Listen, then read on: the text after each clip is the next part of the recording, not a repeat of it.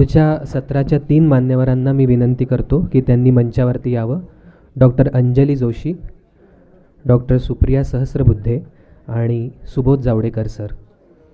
तिघांनाही विनंती की त्यांनी मंचावरती यावं. सुरुवातीला तिन्ही मान्यवरांचं आपण स्वागत करूया. मी सुरेश तलाठी सरांना विनंती करतो की त्यांनी फूल आणि पुस्तक भेट देऊन साधनाच्या वतीने आपल्या तिन्ही मान्यवरांचं स्वागत करावं. सुबोध जावडेकर सर,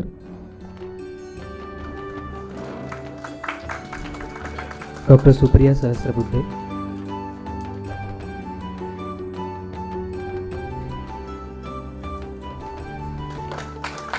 आणि डॉक्टर अंजली जोशी.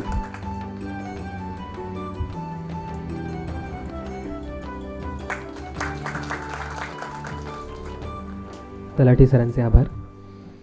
आपण लगेचच चर्चासत्राला सुरुवात करतो आहोत. आपल्या पहिल्या वक्त्या आहेत डॉक्टर अंजली जोशी. मानसशास्त्रज्ञ, लेखिका आणि प्राध्यापक म्हणून त्या परिचित आहेत. वेलिंगकर व्यवस्थापन विकास आणि संशोधन संस्था मुंबई इथे त्या कार्यरत आहेत. मी अल्बर्ट एलिस, विरंगी मी विमुक्त मी, गुरु विवेकी भला ही त्यांची प्रसिद्ध पुस्तकं. शाळा आणि गवत्या या बोकील सरांच्या कादंबऱ्यांचं मानसशास्त्रीय विश्लेषण त्या करणार आहेत. मी त्यांना विनंती करतो. नमस्कार. व्यासपीठावर आणि सभागृहात उपस्थित असलेले मान्यवर आणि इथे खूप मोठ्या संख्येने जमलेले साहित्यप्रेमी वाचक, आपल्या सर्वांना माझं मनापासून अभिवादन. आजचा माझा विषय आहे शाळा आणि गवत्या मानसशास्त्रीय विश्लेषण. या विषयाची मांडणी मी 4 मुद्द्यांद्वारे करणार आहे. पहिला मुद्दा म्हणजे मानसशास्त्रीय विश्लेषण म्हणजे मला काय अभिप्रेत आहे ते मी थोडक्यात सांगणार आहे. त्यानंतर शाळा आणि गवत्या या कादंबऱ्यांमध्ये मला सापडलेली साम्यस्थळं आणि भिन्नस्थळं याच्यावर मी बोलणार आहे. पुढचा मुद्दा म्हणजे ह्या दोन्ही कादंबऱ्यांमध्ये दिसून येणारे मानसशास्त्रीय घटक आणि सर्वात शेवटी ह्या दोन्ही कादंबऱ्यांना असणारा सामाजिक मानसिक आयाम यावर मी बोलणार आहे. तर प्रथम पहिल्या मुद्द्याला मी सुरुवात करते. तर मानसशास्त्रीय विश्लेषणाची मला पूर्वपीठिका आपल्याला सांगायची आहे. पाश्चात्य सौंदर्य मीमांसेच्या विश्वात दुसऱ्या महायुद्धानंतर साहित्य समीक्षेचे आणि सौंदर्य विचारांचे अनेक प्रवाह प्रवर्तित झाले. तर त्याच सुमाराला मानसशास्त्रीय समीक्षा असा एक प्रवाह उदयाला आला. मानसशास्त्रीय समीक्षा म्हणजे काय? तर साहित्य कृतीमधल्या पात्रांची मानसिक जडणघडण कशी झालेली आहे किंवा त्यांचं व्यक्तिमत्व कसं आहे, त्यांच्या विचारपद्धती काय आहेत किंवा ते एक वर्तन कसं दाखवत आहेत याचं विश्लेषण मानसशास्त्रीय सिद्धांताच्या आधारे करणं. तर 1910 डॉक्टर अर्नेस्ट जोन यांनी फ्रॉइड ह्यांचा जो मनोविश्लेषणाचा सिद्धांत आहे त्याच्या आधारे हॅम्लेट या नाटकाचं पहिलं असं विश्लेषण केलं आणि मानसशास्त्रीय समीक्षेचं ते एक उत्तम उदाहरण मानलं जातं. तर मराठी साहित्यसृष्टीमध्ये सुद्धा काही कादंबऱ्यांचं अशा प्रकारे मनोविश्लेषणात्मक अंगाने विश्लेषण झालेलं आहे. पण त्यामुळे असा एक समज प्रचलित झाला की मानसशास्त्रीय समीक्षा म्हणजे मनोविश्लेषणात्मक समीक्षा. म्हणजे आपला जो वाङ्मयीन संज्ञा संकल्पना कोश आहे त्याच्यामध्ये सुद्धा हे दोन्ही शब्द समानार्थी वापरलेले आहेत. तर मला इथे असा खुलासा करायचा आहे की मानसशास्त्रीय विश्लेषण म्हणजे मनोविश्लेषण नव्हे. मनोविश्लेषण हा मानसशास्त्रातला एक प्रवाह आहे, पण मानसशास्त्र या प्रवाहाच्या खूप पुढे गेलेलं आहे. त्यामध्ये अनेक नवीन प्रवाह पण समाविष्ट झालेले आहेत. उदाहरणार्थ त्यात बोधात्मक मानसशास्त्र आहे, मानवतावादी आहे, वर्णनात्मक आहे, उत्तर आधुनिक असे अनेक प्रवाह आहेत. त्यामुळे आपण किती काळ आपण सुप्त मन, सामूहिक बोधावस्था, स्वप्नमीमांसा यात अडकून पडणार. तर ह्या सर्व प्रवाहांचा सुद्धा या विश्लेषणामध्ये समावेश करायला पाहिजे. आणि त्यामुळे मी जेव्हा काही साहित्य कृतींची मानसशास्त्रीय समीक्षा किंवा मानसशास्त्रीय विश्लेषण करायला सुरुवात केली तेव्हा ते मनोविश्लेषणात्मक म्हणजे सायको ॲनालिसिस या अंगाने केलं नाही, तर मानसशास्त्रामध्ये जे काही आधुनिक प्रवाह आहेत आणि आधुनिक संशोधनं आहेत त्याच्या आधारे हे विश्लेषण मी केलं. तर ज्या साहित्य कृतींमध्ये पात्रांचं मानसिक विश्व आणि भावनांचे कंगोरे खूप सूक्ष्मतेने उलगडून दाखवलेले आहेत, अशा साहित्य कृतीमध्ये मानसशास्त्रीय विश्लेषणाला जास्तीत जास्त वाव मिळतो. आणि बोकिलांचं लिखाण यात सपखल बसत असल्यामुळे त्यांच्या जेव्हा शाळा आणि एकम या कादंबऱ्या प्रकाशित झाल्या तेव्हा मी त्यांचं मानसशास्त्रीय विश्लेषण केलं. गवत्याच्या बाबतीत आमची दीर्घ चर्चा झाली आणि नंतर ते मुलाखतीच्या स्वरूपात प्रसिद्ध झालं. तर आता आज मी शाळा आणि गवत्या या कादंबऱ्यांबद्दल बोलणार आहे. सुरुवातीला मला त्यांच्यातली साम्यस्थळं सांगायची आहेत. या दोन्ही कादंबऱ्यांमध्ये चटकन दिसून येणारं पहिलं साम्य म्हणजे दोन्हींमध्ये नायक केंद्रस्थानी आहेत. कारण बोकिलांच्या बऱ्याचशा लिखाणामध्ये आत्मभान आलेल्या किंवा आत्मशोध घेणाऱ्या स्त्रिया या केंद्रस्थानी असतात, पण ह्या दोन्ही कादंबऱ्यांमध्ये नायक केंद्रस्थानी आहेत आणि रूढार्थाने त्या दोघांचंही प्रेम हे असफल झालेलं आहे. दोन्ही कादंबऱ्यांमध्ये प्रीतिभावाचा आविष्कार आहे. शाळामधला प्रीतिभाव हा निरागस मुग्ध आहे, तर गवत्यामधला प्रीतिभाव हा व्यापक आणि समृद्ध आहे.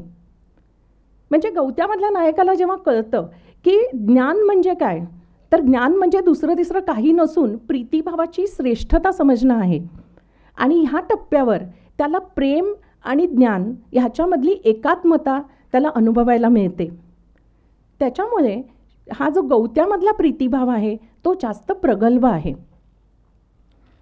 दोन्ही कादंबऱ्यातलं लिखाण हे अहिंसक आहे आणि अर्थात हे सगळ्याच त्यांच्या लिखाणाबद्दल म्हणता येईल, पण इथे हा मुद्दा मला विशेष सांगावासा वाटतो. याचं कारण ह्या दोन्ही कादंबऱ्यांचे असलेले वयोगट. शाळाचा वयोगट पौगंडावस्था आहे आणि गवत्याचा वयोगट तारुण्यावस्था आहे. म्हणजे हिंसेचा जास्तीत जास्त उद्रेक होऊ शकतो किंवा कमाल हिंसा दाखवली जाऊ शकते असे वयोगट आहेत. पण ह्या कादंबऱ्यांच्या लिखाणात हिंसेचा लवलेशही नाही. तर एक संयत, सहिष्णू, अहिंसक असं जे लिखाण आहे ते पाझरत वाचकांपर्यंत येऊन पोचतं. त्यामुळे ह्या दोन्ही वयोगटांच्या मानसिकतेकडे बघण्याचा एक वेगळा दृष्टिकोन आपल्यापुढे सादर होतो. ही जशी साम्यस्थळं आहेत तशी काही भिन्न स्थळंही आपल्याला दिसतात. शाळामधला नायक हा एका औपचारिक शिक्षण व्यवस्थेमधून जगाचं आकलन करतोय, पण गवत्यामधल्या नायकावर असं बंधन नाही. तो वयाने मोठा आहे आणि खरं तर तो जगाच्या मुक्त विद्यापीठामध्ये आहे. आणि त्या अर्थाने गवत्या ही जीवनाची शाळा आहे असंही म्हणता येईल. शाळामध्ये प्रेमाची सुरुवात असल्यामुळे त्यातल्या प्रेमाची कक्षा ही आपल्या आवडत्या व्यक्तीबद्दल प्रेम वाटणं इथपर्यंतच मर्यादित आहे. पण गवत्यामध्ये तसं नाही आहे. तर गवत्या आपल्यापुढे प्रेमाचा एक व्यापक परिप्रेक्ष्य आपल्यापुढे सादर करतो. तर गवत्यामधल्या नायकाला हे जाणवतं की प्रेम हे फक्त आपल्या आवडत्या व्यक्तीबद्दल ठेवायचं नाही आहे, तर ते प्रत्येक माणसाबद्दल वाटलं पाहिजे. तर ही जी त्याला जाणीव होते त्या जाणीवेच्या टप्प्यावर हा जो प्रेमाचा परीघ आहे तो खूप रुंदावतो, तो खूप विस्तारतो. तो माणसामाणसातल्या प्रेमापर्यंत जाऊन पोचतो आणि मानवतावादाचा पुरस्कार करतो. शाळा वाचताना एक उत्कृष्ट साहित्यकृती वाचल्याचा साहित्यिक आनंद मिळतो. गवत्यावर मात्र तत्त्वज्ञानाचा प्रखर प्रकाशझोत आहे. त्यामध्ये आपल्याला अनेक पौर्वात्य आणि पाश्चिमात्य तत्त्वज्ञानाचे प्रवाह आपल्याला त्यामध्ये दिसून येतात. त्यात उपनिषदांचा संदर्भ आहे, गीतेमधला स्वधर्माचा सिद्धांत आपल्याला दिसतो, किंवा जे कृष्णमूर्तींचं वर्तमान काळातलं असणं आहे, कन्फ्युशियसचं साक्षी रूपाने पाहणं आहे, हायडेगरचा बीइंगचा आशय आहे, तसंच अस्तित्ववादी विचारधारेतली आशयसूत्र त्यात सापडतात. त्यामुळे गवत्या वाचताना तात्विक आनंद हा आपल्याला जास्त मिळतो. शाळाचा अनुभव हा सार्वत्रिक आहे, म्हणजे होलसम आहे, आणि त्यामुळे शाळाने जे मराठी मनावर गारूड घातलेलं आहे ते आजही कायम आहे. गवत्याचा अनुभव हा लोनसम आहे, म्हणजे एकाकी आहे. त्यामुळे शाळा वाचताना वाचकांच्या मनाची जी एक बैठक अपेक्षित आहे त्यापेक्षा वेगळी बैठक गवत्या वाचताना अपेक्षित असणाऱ्या बैठकीपेक्षा ती वेगळी आहे. तर शाळाचा जर रसास्वाद घ्यायचा असेल तर तरलता आणि कोमलता लागते, आणि गवत्याचा रसास्वाद घ्यायचा असेल तर चिंतनशीलता आणि सूक्ष्मता लागते. आणि अर्थातच ज्या वाचकांकडे ही सगळीच वैशिष्ट्ये आहेत तर ते फक्त शाळा आणि गवत्याच नाहीत, तर वकिलांच्या सगळ्याच लिखाणाचा खूप चांगल्या प्रकारे रसास्वाद घेऊ शकतील. आता मी माझ्या पुढच्या मुद्द्याकडे वळते. तो मुद्दा म्हणजे ह्या दोन्ही कादंबऱ्यांमध्ये दिसून येणारे मानसशास्त्रीय घटक. प्रथम शाळापासून सुरुवात करते. शाळा ही कादंबरी पौगंडावस्थेतल्या मानसिकतेचा वेध घेते. पौगंडावस्थेतल्या मानसशास्त्रावर आजवर अनेक संशोधनं झाली आहेत आणि होत आहेत. आणि या वयातल्या मानसिकतेचे कुठले घटक प्रबळ असतात यावर मानसशास्त्रज्ञांनी काही निरीक्षणंसुद्धा नोंदवलेली आहेत. तर या कादंबरीत दिसून येणारा पहिला जो घटक आहे तो आहे पौगंडावस्थेतील स्व ओळख. एरिक एरिक्सन नावाच्या मानसशास्त्रज्ञांनी या विषयावर बरंच काम केलेलं आहे. तर ते म्हणतात की स्व ओळख प्रस्थापित होण्याची प्रक्रिया ही खूप आधीपासून झालेली असते, पण पौगंडावस्थेमध्ये जो लैंगिक, बोधात्मक किंवा सामाजिक विकास होतो त्यामुळे या ओळखीला एक वेगळं परिमाण प्राप्त होतं, आणि हे परिमाण असतं ते असतं सामाजिक ओळखीचं. तर या वयामध्ये सामाजिक ओळख ही तीव्र आणि प्रखर होते, आणि ही जी मुलं असतात पौगंडावस्थेतली ती ज्या मित्रमैत्रिणींच्या वर्तुळात राहत असतात त्यांच्याशी ही सामाजिक ओळख अतिशय निगडीत अशी होते. तर आपल्याला या कादंबरीत असं दिसतं की जो नायक आहे तो सूर्या, फावड्या, चित्रे ह्यांच्याबरोबर आपल्याला वावरताना दिसतो. त्यांच्यामधले मानसिक बंध इतके दृढ आहेत, इतके घट्ट आहेत की ते एकमेकांच्या अडचणीला धावून जातात, अभ्यासात मदत करतात, अनुभवांचं आदानप्रदान करतात. स्वतःला रस असलेल्या मुलीमध्ये बाहेरच्या कुठल्या मुलांनी रस दाखवला तर जाऊन मारामारी करतात, टिंगलटवालीत एकमेकांना साथ देतात. तर असा हा त्यांचा एक छोटा गट आहे किंवा छोटा कंपू आहे, आणि अशा छोट्या गटाला म्हटलं जातं क्लिक. तर असे जे क्लिक्स असतात त्यांना पौगंडावस्थेमध्ये असामान्य महत्त्व असतं. तर नायकाचा जो क्लिक आहे, नायकाच्या क्लिकमधल्या सर्वांनाही स्व ओळख प्रस्थापित करण्याची गरज आहे, पण सामाजिक बंधनं, चालीरीती त्यामुळे त्यांना पुढचं पाऊल उचलता येत नाही. मग ते काय करतात तर मग ते सूर्याच्या बिल्डिंगवर जातात आणि तिथून मग खालून येणाऱ्या जाणाऱ्या मुलींना वेगवेगळ्या नावाने हाका मारतात. म्हणजे प्रत्यक्ष कोण हाका मारतंय हे कळत नाही, त्यामुळे सामाजिक बंधनांचं उल्लंघन होत नाही पण गरजांचं पण शमीकरण होतं. तर सामाजिक चौकटीत राहून पौगंडावस्थेतल्या भावनांना वाट करून देण्याचा हा मार्ग म्हणजे त्यांची स्व ओळख प्रस्थापित करण्याचा एक मार्ग आहे. आपल्याला असं दिसतं की हे जो नायकाच्या क्लिकमधले जे 4 जण आहेत तर त्यांच्यामध्ये अनेक घटकांमध्ये भिन्नता आहे. म्हणजे त्यांच्या बौद्धिक क्षमता भिन्न आहेत किंवा त्यांचा सामाजिक आर्थिक घटकात भिन्नता आहे, पण या क्लिकची स्व ओळख इतकी खणखणीत आहे की त्यामुळे सामाजिक, आर्थिक, बौद्धिक भिन्नतेवर मात करून आलेला हा जो कंपू आहे तो आपल्याला एक जिवंत आणि रसरशीत असा अनुभव देतो. दुसरा जो घटक मला या कादंबरीत दिसतोय तो म्हणजे खरं तर ते 2 व्यक्तिमत्व विशेष आहेत. त्यातला पहिला व्यक्तिमत्व विशेष म्हणजे आत्ममुग्धता म्हणजे इगोसेंट्रिझम, आणि दुसरा आहे तो आहे अजिंक्यता म्हणजे इनविन्सिबिलिटी. पौगंडावस्थेवर जे मानसशास्त्रज्ञ संशोधन करत आहेत त्यांना असं दिसून आलं आहे की या वयातल्या मुलांमध्ये हे व्यक्तिमत्व विशेष आढळून येतात. आता हे विशेष म्हणजे काय तर पहिलं आहे आत्ममुग्धता.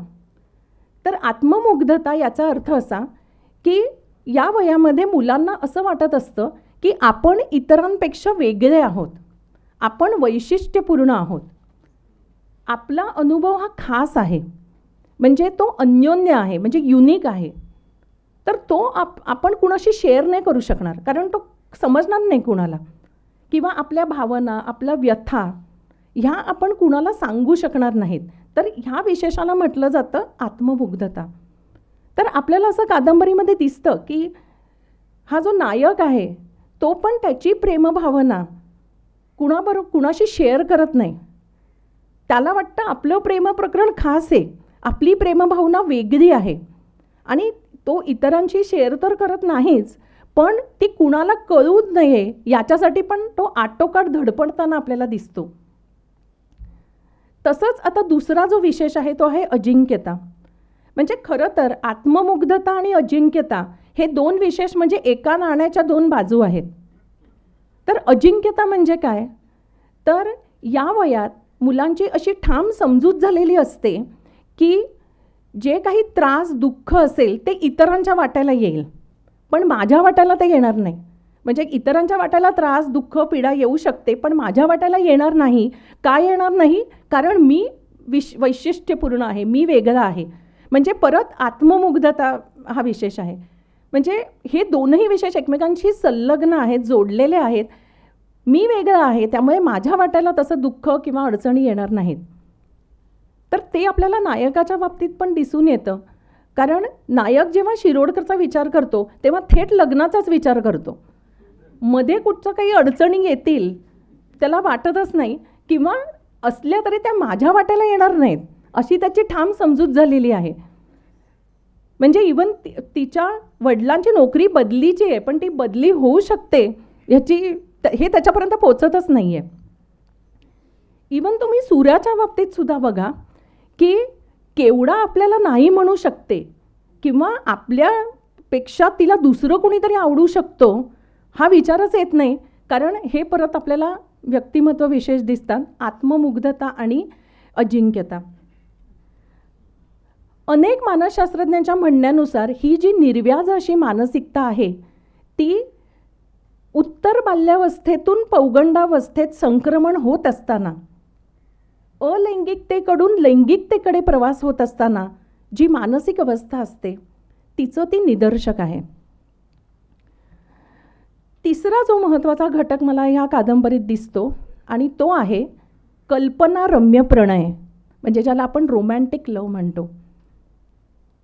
कल्पनारम्य प्रणयाचा आरंभ, उत्कर्ष बिंदू आणि अस्त हा या कादंबरीत इतक्या परिणामकारकतेने चित्रित झालेला आहे की ती कादंबरी म्हणजे फक्त काही मुलांची गोष्ट अशी राहत नाही, तर पौगंडावस्थेतल्या मनोव्यापारांचं ती व्यापक पातळीवर चित्रण करते.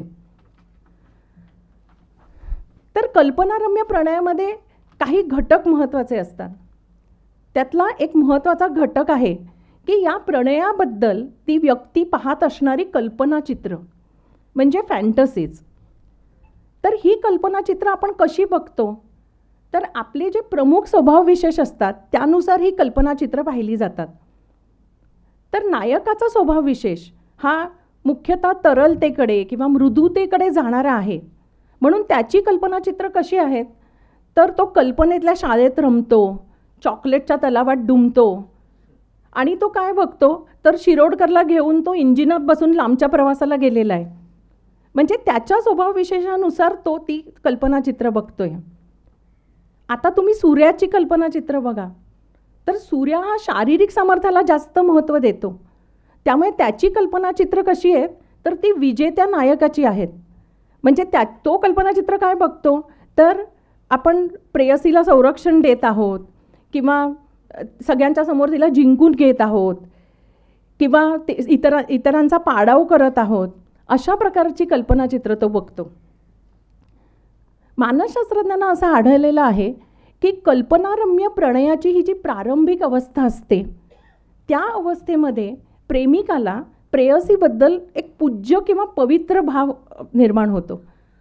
म्हणजे त्यांना ती देवतेसमान वाटत असते, आणि हेच खरं शुद्ध आंतरिक प्रेम आहे असं त्यांना वाटत असतं. तर आपल्याला ते कादंबरीमध्ये पण दिसून येतं की नायकाला शिरोडकरची जी ओढ लागते ती कसली ओढ लागते, तर त्याला ओढ लागते ती तिच्या सान्निध्याची, ती जवळ असण्याची. पण तिचे कुठले शारीरिक अवयव आठवून तिची आसक्ती वाटल्याचे उल्लेख कादंबरीत नाही आहेत. तर त्याला काय आठवत राहतं, तर त्याला आठवत राहतं तिच्या केसांचा पिंगट रंग, त्याला आठवतं तिच्या कुरळ्या केसांची महिरप, ती केसात माळत असणारी अबोलीची फुलं, तिचा पिवळा फुलांचा फ्रॉक किंवा पांढऱ्या लेसचा फ्रॉक. तसंच सूर्याच्या बाबतीत पण बघा, सूर्या म्हणतो की मला केवढ्याबद्दल तसलं काही नाही वाटत, ती मला पवित्र आहे, ती माझी राणी आहे. तर ही जी प्रारंभिक अवस्था आहे कल्पनारम्य प्रणयाची, आणि ह्या प्रारंभिक अवस्थेमध्ये जो असा पूज्य भाव किंवा पवित्र भाव दिसून येतो, त्याबद्दल संशोधकांमध्ये मतभेद आहेत. तर काही संशोधक असं म्हणतात की हा जो भाव आहे तो सार्वत्रिक आहे, तर काही संशोधक म्हणतात की तो संस्कृती संलग्न आहे. म्हणजे काय, तर ज्या संस्कृतीमध्ये लैंगिक अभिव्यक्ती ही त्याज्य समजली जाते, तर तिथे प्रेमिकाला जे प्रेयसीबद्दल शारीरिक आकर्षण वाटत असतं ते तसंच्या तसं व्यक्त करता येत नाही. मग प्रेमिक काय करतो, तर तो आत्मसंरक्षक यंत्रणा, म्हणजे ज्याला आपण डिफेन्स मेकॅनिझम म्हणतो, त्या वापरतो आणि त्या शारीरिक आकर्षणाला एक उदात्ततेचं स्वरूप दिलं जातं की जेणेकरून ती भावना आहे ती समाजमान्य होईल. कल्पनारम्य प्रणयाचा अनपेक्षित असतं हा या कादंबरीतला सर्वात हृद्य असा प्रसंग आहे. खरं तर हा असा आकस्मिक होत नसतो, तर तो क्रमाक्रमाने टप्प्याटप्प्याने होत असतो. पण कल्पनारम्यतेमध्ये मग्न असल्यामुळे ते प्रेमिकाला ते जाणवत नाही. तर आपल्याला असं दिसतं कादंबरीत पण अशा अनेक घटना नायकाच्या आजूबाजूला घडताना दिसत आहेत की त्या त्याला काहीतरी सूचना करतायत, पण ती सूचना त्याच्यापर्यंत पोचत नाही आहे. उदाहरणार्थ, वेगवेगळ्या लग्नाबद्दलच्या वेगवेगळ्या कल्पना रंगवून सांगणारा नरूमामा शेवटी पारंपरिक पद्धतीने लग्न करतो, किंवा केवड्याच्या प्रकरणात सूर्याबरोबर त्याचेही हात पोळले जातात. आंबेकर प्रकरणाला दुःखद वळण लागतं. स्वतःच्या बहिणीच्या प्रेमाचा कोवळा अंकुर फुलण्याआधीच खुडला जाताना तो बघतोय. तर ह्या घटना सगळ्या त्याला एक सूचना करतायत की आपल्याही प्रेमाचा असा होऊ शकतो, पण ती सूचना त्याच्यापर्यंत पोचत नाही आहे. कारण आपण जे विशेष आधी बघितले की आत्ममुग्धता आणि अजिंक्यता, की हे माझ्या बाबतीत नाही घडणार, मी अजिंक्य आहे या बाबतीत, त्याच्यामुळे त्याच्यापर्यंत ते पोचत नाही. आणि कल्पनारम्य प्रणयातली रोमहर्षकता आणि रमणीयता त्याला भुरळ घालत राहते. पण शेवटी जेव्हा ते घडतं तेव्हा ते तसं स्वीकारल्या वाचून त्याला गत्यंतर राहत नाही. तर त्यावेळेचं त्याचं जे मनोगत आहे ते अतिशय करुण आहे. तो म्हणतो, मला वाटलं आपल्याला आता प्रचंड रडू येईल, पण माझ्या डोळ्यातून एक थेंबही आला नाही. आतमध्ये सगळं वाळून कोरडं झालं होतं, उजाड, खडखडीत आणि रिकामं. तर ही जी त्याची मनस्थिती आहे की रडू यावंसं वाटतंय पण ते येऊ न देणं, किंवा मनावर ताबा ठेवणं, अप्रिय परिस्थिती आहे तशी स्वीकारणं, ही त्याच्या बदललेल्या मनस्थितीचे निदर्शक आहेत. म्हणजे तो आता आपण असं म्हणू शकतो की आत्मनिर्भरतेकडे तो पुढे चाललेला आहे. आणि या वळणावर त्याच्या मानसिकतेचा प्रवास हा पौगंडावस्थेच्या मानसिकतेकडून ते तारुण्यावस्थेच्या मानसिकतेकडे चाललेला आहे असं आपल्याला म्हणता येईल. आता तारुण्यावस्थेतल्या मानसिकतेचं चित्रण हे गवत्यामध्ये आलेलं आहे, आणि त्यामुळे त्या दृष्टीने गवत्या हा शाळाचा एक पुढचा टप्पा आहे असं म्हणता येईल. तर गवत्यामध्ये कुठले मानसशास्त्रीय घटक दिसतात, तर गवत्याच्या नायकाची मानसिकता उलगडून दाखवणाऱ्या काही मानसशास्त्रीय संकल्पना मी इथे मांडणार आहे. त्यातली पहिली संकल्पना आहे अब्राहम मॅस्लो ह्या मानसशास्त्रज्ञांनी केलेलं मानवी गरजांचं पृथक्करण. तर गवत्याचा नायक हा सोंडूरमध्ये जातो आणि मग त्याच्या मानसिक प्रवासाचे जे टप्पे चालू होतात त्यांच्याशी हे पृथक्करण खूप मिळतं जुळतं आहे. तर मॅस्लो यांनी काय केलं तर ह्या गरजांचं पृथक्करण करून त्यांनी त्या गरजांचे किंवा प्रेरणांची एक श्रेणी तयार केली आणि ही श्रेणी प्रसिद्ध आहे की त्यांनी असं प्रतिपादन केलं की ह्या श्रेणीमध्ये शारीरिकता ही प्रेरणा सर्वात खालची सगळ्यात खालच्या पायरीवर येते. ती भागली की मग सुरक्षितता, मग प्रेम आणि संलग्नता, मग आत्मसन्मान आणि सर्वोच्च जो टप्पा आहे सर्वोच्च पायरीवर आत्मप्रगटीकरणाची प्रेरणा असते, म्हणजे ज्याला आपण सेल्फ ॲक्च्युलायझेशन असं म्हणतो.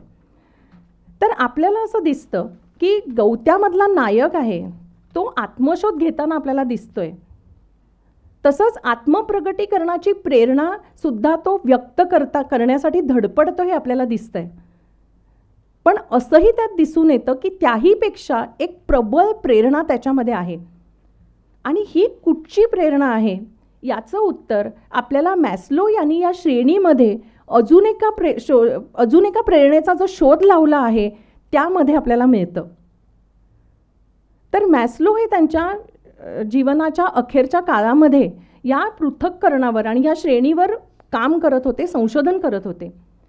आणि तेव्हा त्यांना असं लक्षात आलं की आत्मप्रगटीकरण ही जरी आपण हा जरी सर्वोच्च टप्पा किंवा श्रेणीतली ही सर्वोच्च पायरी आपण मानत असलो तरीसुद्धा या प्रेरणेपेक्षाही उन्नत अशी एक प्रेरणा आहे. आणि त्या प्रेरणेला त्यांनी नाव दिलं सेल्फ ट्रान्सेंडन्स, म्हणजेच स्वतःच्या पलीकडे जाण्याची प्रेरणा. तर आपण तिला परात्परतेची प्रेरणा असं म्हणू शकतो. पण हे त्यांच्या जीवनाच्या अखेरच्या काळात असल्यामुळे ही प्रेरणा फारशी प्रसिद्ध झाली नाही किंवा अशी दुर्लक्षित राहिली.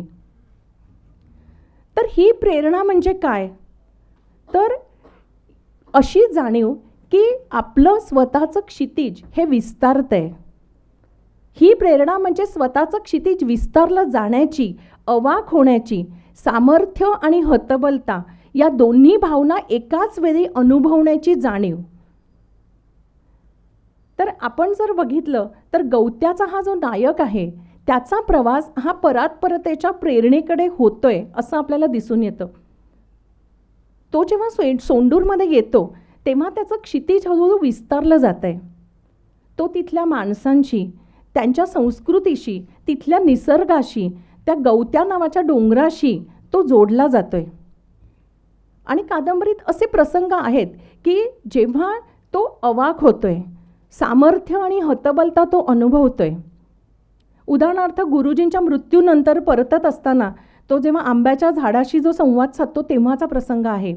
किंवा तो नागू नावाडी त्याला ती होडी प्रवाहाच्या मध्यावर घेऊन जातो तेव्हाचा त्याचा अनुभव आहे.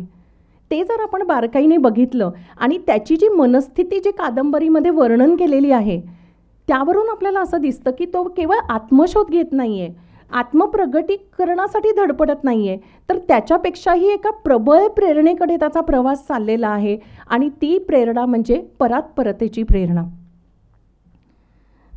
नायकाच्या मानसिकतेशी साधर्म्य दर्शवणारी अजून एक संकल्पना मला मांडायची आहे आणि तिचं नाव आहे उत्कट अनुभवांचं मानसशास्त्र. तर हे मानसशास्त्र म्हणजे काय तर कधी कधी आपल्याला काहीतरी असे अनुभव येतात की जे अतिशय उत्कट असतात, ते विलक्षण असतात. त्यावेळेला आपल्याला अत्युच्च आनंद होतो आणि हे अनुभव आपलं जगणं समृद्ध करणारे असतात. तर हे अनुभव काय असतात किंवा त्यावेळेला आपली मानसिक प्रक्रिया काय असते, त्यावेळेला आपण कुठच्या भावना अनुभवतो याचा मानसशास्त्रज्ञ शोध घेत आहेत. तर मिहाय चिक्सेंटमेयाय हे जे मानसशास्त्रज्ञ आहेत त्यांनी या विषयावर सखोल संशोधन केलेलं आहे. तर जेव्हा असे आपल्याला उत्कट अनुभव येतात, जेव्हा अत्युच्च आनंदाची एक अवस्था असते, त्यावेळी आपली जी आंतरिक अवस्था असते त्या अवस्थेला त्यांनी संबोधलं आहे प्रवाह म्हणजे फ्लो. आणि त्यांनी असं प्रतिपादन केलं की असे जे उत्कट अनुभव असतात ते काही फक्त असामान्य लोकांनाच येतात असं नाही. म्हणजे प्रवाहाचा अनुभव हा फक्त असामान्य लोकच घेत नाहीत, तर ती सर्वसामान्य माणसंही त्यांच्या दैनंदिन जीवनात तो अनुभव घेऊ शकतात. आपल्याला परमावधीचा आनंद होत आहे असं सांगणाऱ्या वेगवेगळ्या देशातील आणि संस्कृतीतील लोकांचा त्यांनी 25 वर्ष अभ्यास केला. त्यांचे सगळे अनुभव हे गोळा केले. मग त्यातले सामायिक अनुभव बाजूला काढले, त्यांचं वर्गीकरण केलं. तेव्हा त्यांना असं लक्षात आलं की हे उत्कट अनुभव घेत असताना त्यांच्या काय मानसिक प्रक्रिया होत्या हे त्यांच्या लक्षात आलं. त्यातल्या काही मानसिक प्रक्रिया अशा होत्या की त्यांचं स्वभान नाहीसं झालं होतं, क्षमता कळसाला पोचल्या होत्या, काळाचं भान मंद झालं होतं आणि एक अत्युच्च सुखाची जाणीव मनाला व्यापून राहिलेली होती. तर मिहाय चिक्सेंटमिहाय म्हणतात की या अवस्थेत मिळणारं सुख हे स्वयंपूर्ण असतं. म्हणजे ती क्रियाच इतकी स्वयंपूर्ण असते की तीच उद्दिष्ट बनते. म्हणजे आपल्याला कशासाठी तरी ती क्रिया करायला लागत नाही. तर गवत्यामध्ये सुद्धा असे अनेक प्रसंग आहेत की आपल्याला असं दिसून येतं की नायक जो आहे गवत्याचा तो सुद्धा असे उत्कट अनुभव घेतोय. कारण त्याची जी मनस्थिती वर्णन केलेली आहे कादंबरीमध्ये, तिथे त्याला जे विचार किंवा त्याच्या ज्या मानसिक प्रक्रिया आहेत त्या या प्रवाहाच्या वर्णनाशी खूप मिळत्या जुळत्या आहेत. उदाहरणार्थ, तो जेव्हा तुंगीबाईच्या उत्तुंग शिखरावर चढून जातो तेव्हा त्याला तो उत्कट अनुभव येतोय, किंवा रात्रभर तो गुहेमध्ये एकटा असतो तेव्हाचा त्याचा अनुभव आहे, किंवा विठोबाच्या देवळामध्ये तो विणेच्या तारा छेडतो तेव्हाचे त्याचे जे अनुभव आहेत की ते अत्युच्च आनंद देणारे अनुभव आहेत. आणि त्यावेळची त्याच्या जर मानसिक प्रक्रिया आपल्याला त्या कादंबरीमध्ये दिसतात त्या ह्या प्रवाहाशी किंवा चिक्सेंटमिहाय म्हणतात त्याप्रमाणे त्यांनी ज्या सांगितलेल्या ज्या सगळी लक्षणं आहेत त्याच्याशी आपल्याला खूप मिळते जुळते वाटतात. अजून एक संकल्पना मला इथे सांगायची आहे आणि ती काहीशी गमतीशीर आहे. तर त्या संकल्पनेचं नाव आहे काहीही न करण्याचं मानसशास्त्र. तर ही संकल्पना मांडण्याचं कारण गवत्यामध्ये काहीही न करण्याचे उल्लेख अनेकदा येतात. तर तिथे पात्रांच्या तोंडात अनेकदा असे संवाद आहेत की आपण स्वस्थ राहायचं, काहीही करायचं नाही, आपण फक्त असायचं. तर ही जी असण्याची जाणीव आहे ती कादंबरीभर व्यापून राहिलेली आहे. किंबहुना कादंबरीचं ते मध्यवर्ती सूत्र आहे असं म्हणता येईल. तर बोकिलांनी ह्या जाणीवेचा संबंध हा विनोबा भावेंनी जी विकर्माची संकल्पना सांगितलेली आहे तिच्याशी जोडला आहे की कर्म करायचं पण त्यावेळेला त्याची जाणीव नसणं. पण हे झालं आध्यात्मिक दृष्टिकोनातून. मानसशास्त्रीय दृष्टिकोनातून काही न करणं ही एक अभिनव संकल्पना आहे. त्यावरचं संशोधन अजून बाल्यावस्थेत असलं तरी मानसशास्त्रज्ञ त्याचा शोध घेत आहेत. काही न करणं म्हणजे काम न करणं, काम कमी करणं किंवा निष्क्रिय असणं असं नाही आहे. तर ह्याचा अर्थ असा आहे की मुद्दाम ठरवून काही न करणं. पण तिला काही न करणं म्हटलं जातं कारण आपण कुठली कृती करणार आहोत हे ठरवलेलं नसतं, त्यामुळे तिला नाव देता येत नाही. तर ती आखीव रेखीव नसते. जेव्हा एखादी कृती आपण ठरवून उमजून योजना करून करत नाही तेव्हा आपण आपल्या नैसर्गिक कलाला संपूर्णपणे न्याय देतो. म्हणजे कुठलीही कृत्रिम धडपड न करता ती सहजपणे आविष्कारित होते. तर मनाची ही जी सहजावस्था आहे ती मानसशास्त्रज्ञांना खूप महत्त्वाची वाटते. तर या अवस्थेमध्ये आपली कार्यशीलता वाढते का किंवा आपल्या मानसिक स्वास्थ्यामध्ये वृद्धी होते का यावर ते अधिकाधिक संशोधन करत आहेत. पण त्यामध्ये पण एक गोष्ट अशी जाणवते की ह्या संशोधनामध्ये पाश्चात्य संशोधक फारसे आघाडीवर नाहीत.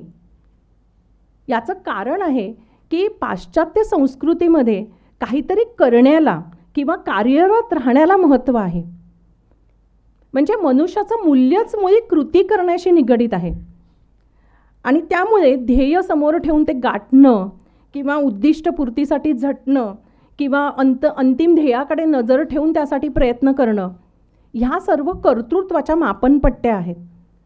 त्यामुळे काही न करणं म्हणजे कर्तृत्व शून्यता असं एक समीकरण तिथे प्रस्थापित झालेलं आहे. त्यामुळे या संकल्पनेबाबत त्याच्यावर नकारात्मकतेचा पगडा आहे.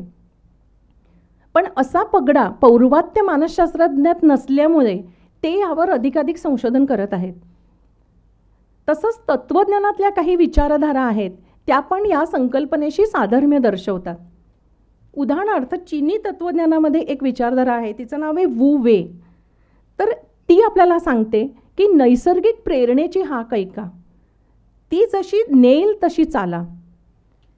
बाह्य परिस्थितीवर बळजबरीने स्वतःला लादून घेऊ नका, तर परिस्थितीच्या कलाने प्रेरणेबरोबर पुढे जा. तसंच झेन तत्त्वज्ञानसुद्धा आपल्याला ह्या संकल्पनेशी खूप साधर्म्य दर्शवतं. आणि बोकिलांनी स्वतःही त्यांच्यावर असलेला झेन तत्त्वज्ञानाचा प्रभाव मान्य केला आहे. त्यामुळे त्याचे पडसाद ही गवत्याच्या नायकाची मानसिकता रंगवताना निश्चितच पडले असते. आता मी शेवटच्या मुद्द्याकडे वळणार आहे की एक मानसशास्त्रज्ञ म्हणून या दोन्ही कादंबऱ्यांना मला जाणवणारा सामाजिक मानसिक आयाम. शाळा कादंबरी लैंगिकतेच्या मानसिक शिक्षणाची व्यापक पातळीवरची गरज अधोरेखित करते. तर लैंगिक शिक्षण म्हणजे एखादा माहितीपट दाखवणं किंवा शारीरिक बदलांची तांत्रिक माहिती देणं असं नाही आहे.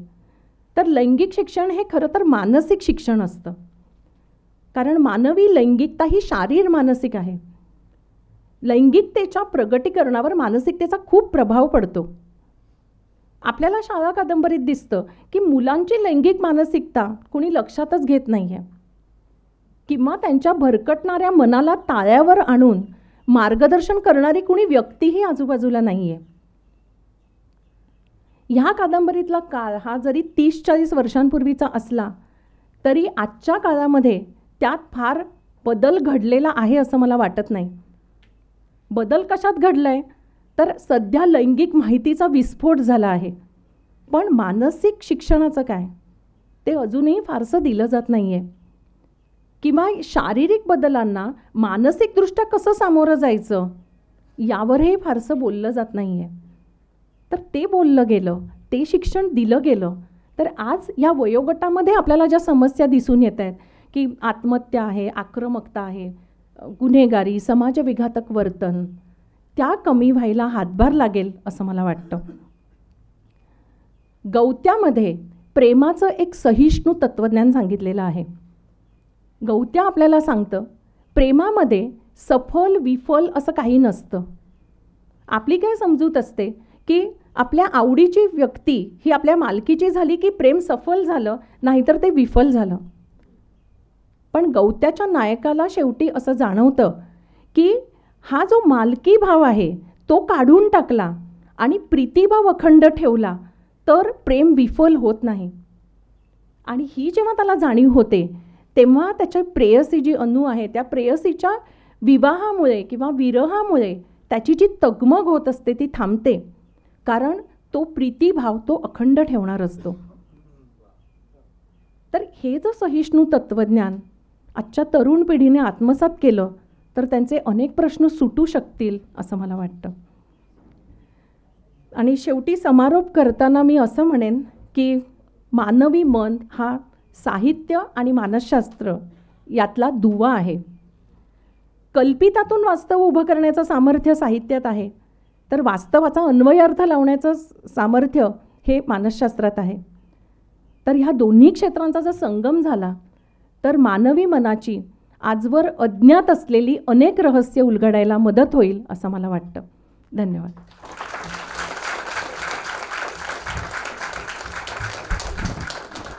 धन्यवाद अंजली मॅडम. यानंतरच्या आपल्या वक्त्या डॉक्टर सुप्रिया सहस्रबुद्धे या मॉडर्न कॉलेज पुणे इथे इंग्रजीचं अध्यापन त्यांनी केलेलं आहे. मराठी, इंग्रजी, हिंदी, संस्कृत भाषांमध्ये त्यांनी लेखन, अनुवाद आणि समीक्षा लेखन केलेलं आहे. शाळाचा हिंदी अनुवाद त्यांनी केलेला आहे आणि दुर्ग, मार्ग व रण या कादंबऱ्यांच्या हिंदी अनुवादावर त्यांचं काम सुरू आहे. आज आपल्यासमोर त्या दुर्ग, मार्ग, रण या 3 लघु कादंबऱ्यांचं विश्लेषण करणार आहेत. मी त्यांना विनंती करतो. नमस्कार. मिलिंद बोकिलांच्या साहित्यातलं स्त्रीरूप जे आहे ते मी या दुर्ग, मार्ग आणि रण या 3 लघु कादंबऱ्यांच्या संदर्भामध्ये स्पष्ट करण्याचा प्रयत्न करणार आहे. त्यापूर्वी एक तर शाळा कादंबरीबद्दल बरंच बोललं गेलं आहे. त्यातलं एक बातमी सांगायची म्हणजे शाळा कादंबरीच्या हिंदी अनुवादाच्या प्रती सुखद योगायोग म्हणजे याच आठवड्यात आमच्या हाती आल्या आहेत. आणि त्याच्या पुढची आणखी सुखद गोष्ट म्हणजे शाळा कादंबरी ज्यांनी प्रकाशित केली ते परमीन दर्जी, ते पंजाबी आहेत. त्यांनी काल मेल केली की शाळा कादंबरीची पंजाबीमध्ये मागणी होत आहे. त्यामुळं आता ही शाळा कादंबरी जिनं मराठी वाचकांचं खूपसं शिक्षण केलेलं आहे, ज्यातून मराठी वाचकांना खूप मिळालं आहे, हिंदीमध्ये मिळणार आहे आणि ती पंजाबीमध्येही जात आहे.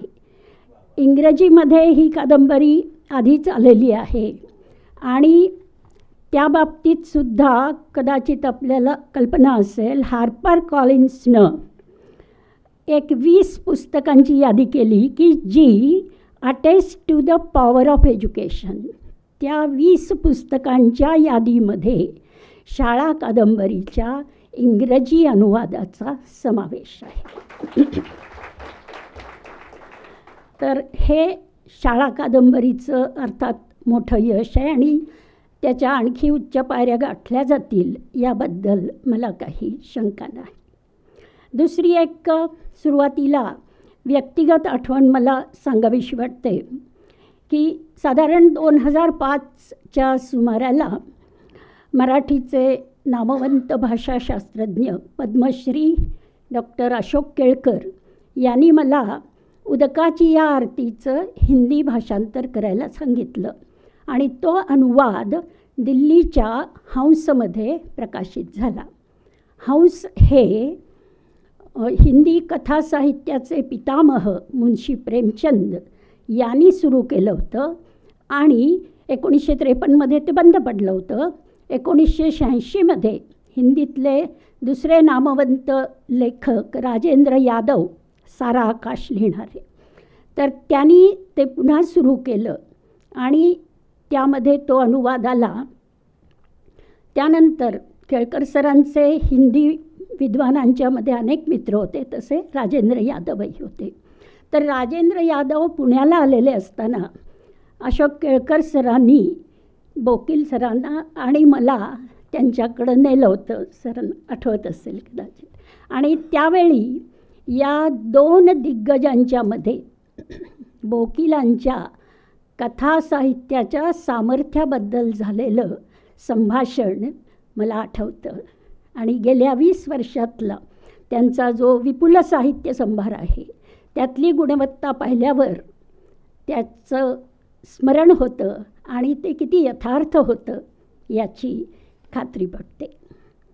आणि आता दुर्ग, मार्ग आणि रण या कादंबऱ्यांच्याबद्दल.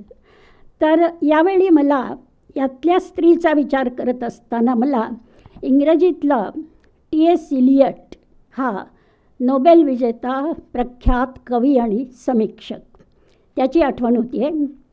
त्याचा ट्रॅडिशन अँड इंडिव्हिज्युअल टॅलेंट हा अतिशय गाजलेला निबंध. या निबंधामध्ये तो म्हणतो, मुद्दा एक महत्त्वाचा, की प्रत्येक इंडिव्हिज्युअल टॅलेंटचं त्याच्या ट्रॅडिशनशी नातं असतं आणि हा धागा, त्याच्या साहित्याचा धागा त्याच्या परंपरेला निश्चितपणे जोडलेला असतो. हे पूर्णपणे परंपरेनुसार जसंच्या तसं असतं किंवा नेहमीच जाणीवपूर्वक घडतं असंही नाही, ते साहजिकही आहे, पण हे निश्चितच घडत असतं.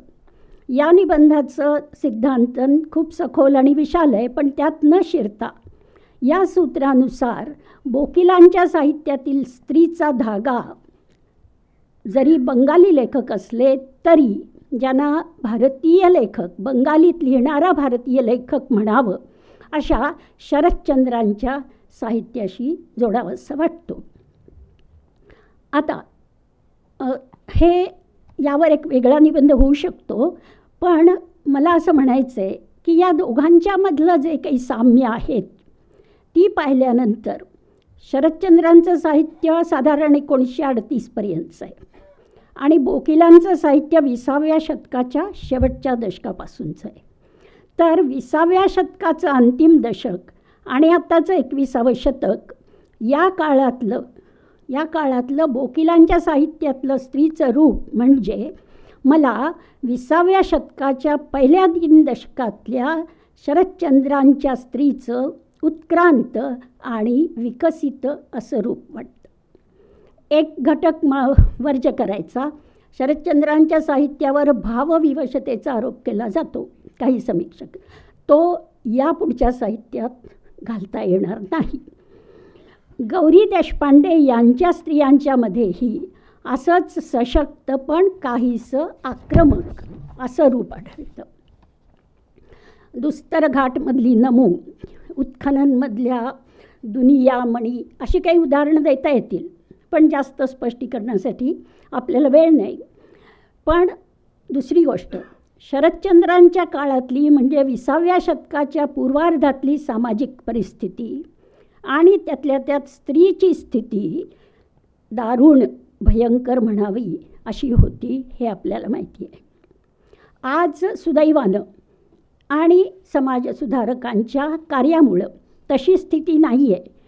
पण म्हणून त्यामुळं जर हे विधान अप्रस्तुत वाटू शकेल. पण एकतर आजही स्त्रियांच्या बाबतीत सर्व काही आलबेल आहे असं म्हणता येणार नाही. आणि समस्या या काही फक्त सामाजिक परिस्थितीमुळेच उद्भवतात असं नाही आहे. स्त्री पुरुष विशेषतः पती पत्नी यांच्यातले ताणतणाव, व्यक्तिमधले नात्यांचे गुंते, कुटुंबातले कलह असे कित्येक दुःखाचे मुद्दे सामाजिक परिस्थिती कुठलीही असली तरी व्यक्तिगत जीवनात उभ्या असतात. तर लक्षात घेण्यासारखा घटक म्हणजे स्त्रीनं केलेला अशा परिस्थितीचा आणि समस्यांचा प्रतिकार. शरदचंद्रांच्या साहित्यातल्या स्त्रिया शांत खंबीरपणानं सामाजिक परिस्थिती आणि नियमामुळं लादल्या गेलेल्या तीव्र दुःखांना तोंड देतात. प्रसंगी सामाजिक दडपणांची पर्वा करत नाहीत. तशाच शांतवृत्तीनं बोकिलांच्या कादंबऱ्यातल्या स्त्रिया वागतात असं मला वाटतं. शरदचंद्रांच्या स्त्रियांच्याप्रमाणे याही स्त्रिया सत्य असत्यासी मन केले ग्वाही असे निर्णय घेतात आणि त्याच्यावर ठाम राहतात. पुरुषांना जे शरदचंद्रांच्या पुरुषांच्या प्रमाणे बहुतांश वेळा फिके पडतात त्यांना हे निर्णय स्वीकारावे लागतात. त्यांना या स्त्रियांच्या सामर्थ्याची जाणीव असते. उदाहरण घ्यायचं तर बोकिलांच्या समुद्र या लघु कादंबरीमधली नंदिनी, तो नवरा भास्कर न सांगता फार वेळ दृष्टीआड झाला तरी घाबरते, अत्यंत अस्वस्थ होते. ती त्याला देवाप्रमाणे मानते. तो जवळ असेल तेव्हाच ती निभ्रांतपणे झोपू शकते गाढपणे, इतकी त्याच्यावर अवलंबून आहे. पण तीही एका मित्राच्या बाबतीत झालेली तिची चूक मोकळेपणे त्याला सांगते. एरवी कुठल्याही नवऱ्याला पत्नीची जी चूक क्षम्य वाटणार नाही त्या तिच्या चुकीची पार्श्वभूमी सांगते. त्यातले तिचे निरपराधीपण समजावून देते इतकी ती विचारी आहे. आणि त्याच्या समजूतदारपणावर तिचा भरोसा आहे. आणि भास्करही ते समजून घेऊ शकतो. त्यांच्या या खोल आंतरिक समजुतीमुळे त्यांच्यातले भावबंधातले मळभ नष्ट होते. ही या पात्रांची म्हणजे लेखनाची जीवनदृष्टीची प्रगल्भता आहे. अधिष्ठान ही त्यांची वैयक्तिक मला अत्यंत आवडलेली कथा आहे. हिचा हिंदी अनुवादसुद्धा हंसमध्ये प्रकाशित झाला होता. या अधिष्ठानची नायिकासुद्धा अशीच विचारी, प्रगल्भ आणि सशक्त मानसिकतेची आहे. शरदचंद्रांच्या मनात स्त्रीच्या दुःखाबद्दल करुणा आणि तिच्या मनस्सामर्थ्याबद्दल आणि तितिक्षेबद्दल सन्मानाची भावना होती.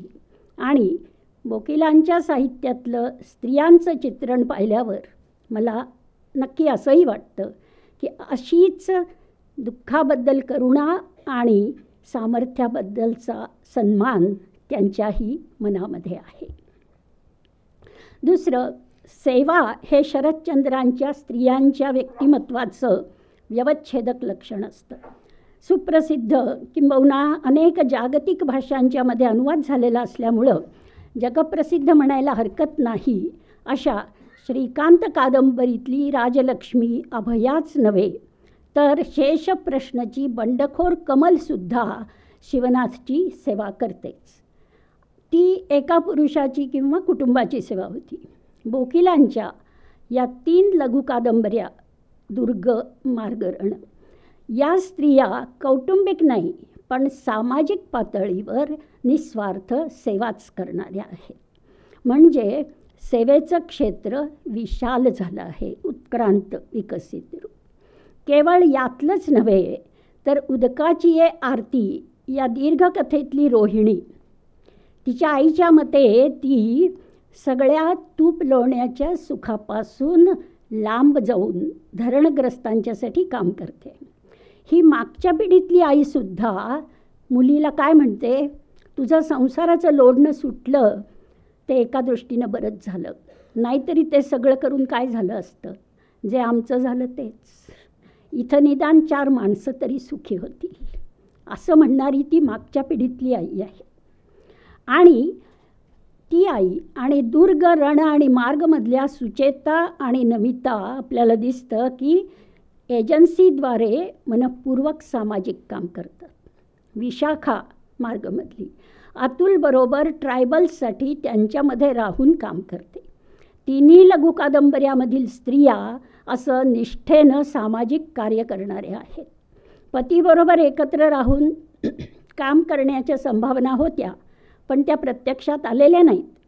त्यामुळं त्या एकट्या राहत आहेत पण ते एकटेपण त्या समर्थपणे निभावतात. स्वतः क्रियाशील समाजशास्त्रज्ञ असल्यामुळं या सर्व कार्याचे बारकावे आणि महत्त्व बोकील व्यवस्थितपणे मांडतात. या तिघींच्या व्यक्तिमत्वांना त्यांच्या परिसरातून भवतालातून शक्ती मिळाली आहे असं ते दाखवतात. दुर्गमधला बेलाग पर्वत, मार्गमधला डोंगर आणि साध्यासुध्या ट्रायबल्सची वाडी आणि रणमधला विस्तृत आसमंत या 3 परिसरांच्या निसर्गाच्या सुंदर काव्यात्म वर्णनातून ती ओळख आपल्याला पटते. त्यामुळे बोकिलांचं हे साहित्य समाजशास्त्रीय आयाम असलेलं ललित साहित्य बनतं. शास्त्र, व्यवहार आणि काव्य यांचा संयोग इथं घडला आहे. हे फार महत्त्वाचं आहे मराठी साहित्याच्या दृष्टीनं असं मला वाटतं. रणमधले घोड्यांचे कळपांचं त्यांचं वर्णन, दुर्गमध्ये तिथला भव्य आसमंत, रात्रीची दृश्य, मार्गमधली रानातली दृश्य या सर्व वर्णनामधून बोकिलांची कुलवंत सौंदर्यदृष्टी जाणवते. या वर्णनांच्या पार्श्वभूमीवर या स्त्रियांच्या व्यक्तिरेखांना उठाव येतो. दुर्गाची नायिका तर तिच्याकडं पाहिल्यावर तिच्या बाबांच्या आजारपणात तिला एकटीनं सेवा करावी लागली आहे. हॉस्पिटलमधला मुक्काम आणि त्यांचं मरण या घटनांच्या ताणानं ती विकल झाली आहे. तिच्या मनात एक पोकळी निर्माण झाली आहे. ज्याच्याशी लग्न होणं शक्य होतं किंवा अपेक्षित होतं त्या परागला त्याच्या ॲडव्हान्सेसमुळं तिनं एके दिवशी थोबाडीत मारली आहे. त्यामुळं तो कायमचा दूर गेलेला आहे. आणि कुटुंबातली परिस्थिती विचित्र आहे. तो भूतकाळ म्हणजे आईवडिलांचा घटस्फोट झालेला आहे. आई बाबांच्या मित्राबरोबर खरपुडीकरांच्या बरोबर निघून गेलेली आहे. त्यामुळं त्या बाबांना भोगाव्या लागलेल्या यातनांची ती साक्षीदार आहे. तिचा भाऊ यात तिला मदत न करता बेजबाबदारपणानं उंडारतो आहे. हे सगळं तिला व्यापून राहिलं आहे. अशा परिस्थितीत आणि मनस्थितीत ती एक मित्र विक्रम त्याच्याबरोबर त्याची मदत घेत दुर्ग चढते आहे. हा दुर्ग रानटी बेलाग आहे.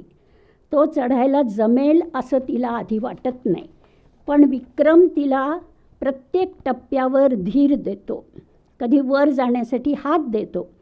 या चढणीच्या प्रत्येक टप्प्याला तिला तिच्या भूतकाळातला एक एक टप्पा आठवतोय आणि समोर येणाऱ्या या आठवणींना ती सामोरी जाते. आणि असं सामोरं जात जात अखेर ती वर पोचते आणि त्यावेळेला ती मोकळी होते.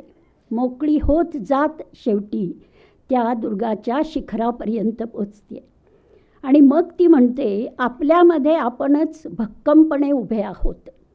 आपल्यामध्ये सुद्धा भवतालीही. तिथल्या सुरेख चौथऱ्यावरती बसते. लेखक म्हणतात, तिथे तिच्या पाठीला दणकट आधार मिळाला. वरचे अफाट आकाश आणि तटावरून दिसणारा भव्य आसमंत पाहताना तिला अपरंपार हलके वाटू लागले. नंतर ती गडावर फिरत राहते. तिच्या या मनस्थितीचं सुंदर वर्णन ते करतात. आपला सगळा जीव एकवटून आपण चढलो आणि चढता चढता एकसंध होत गेलो.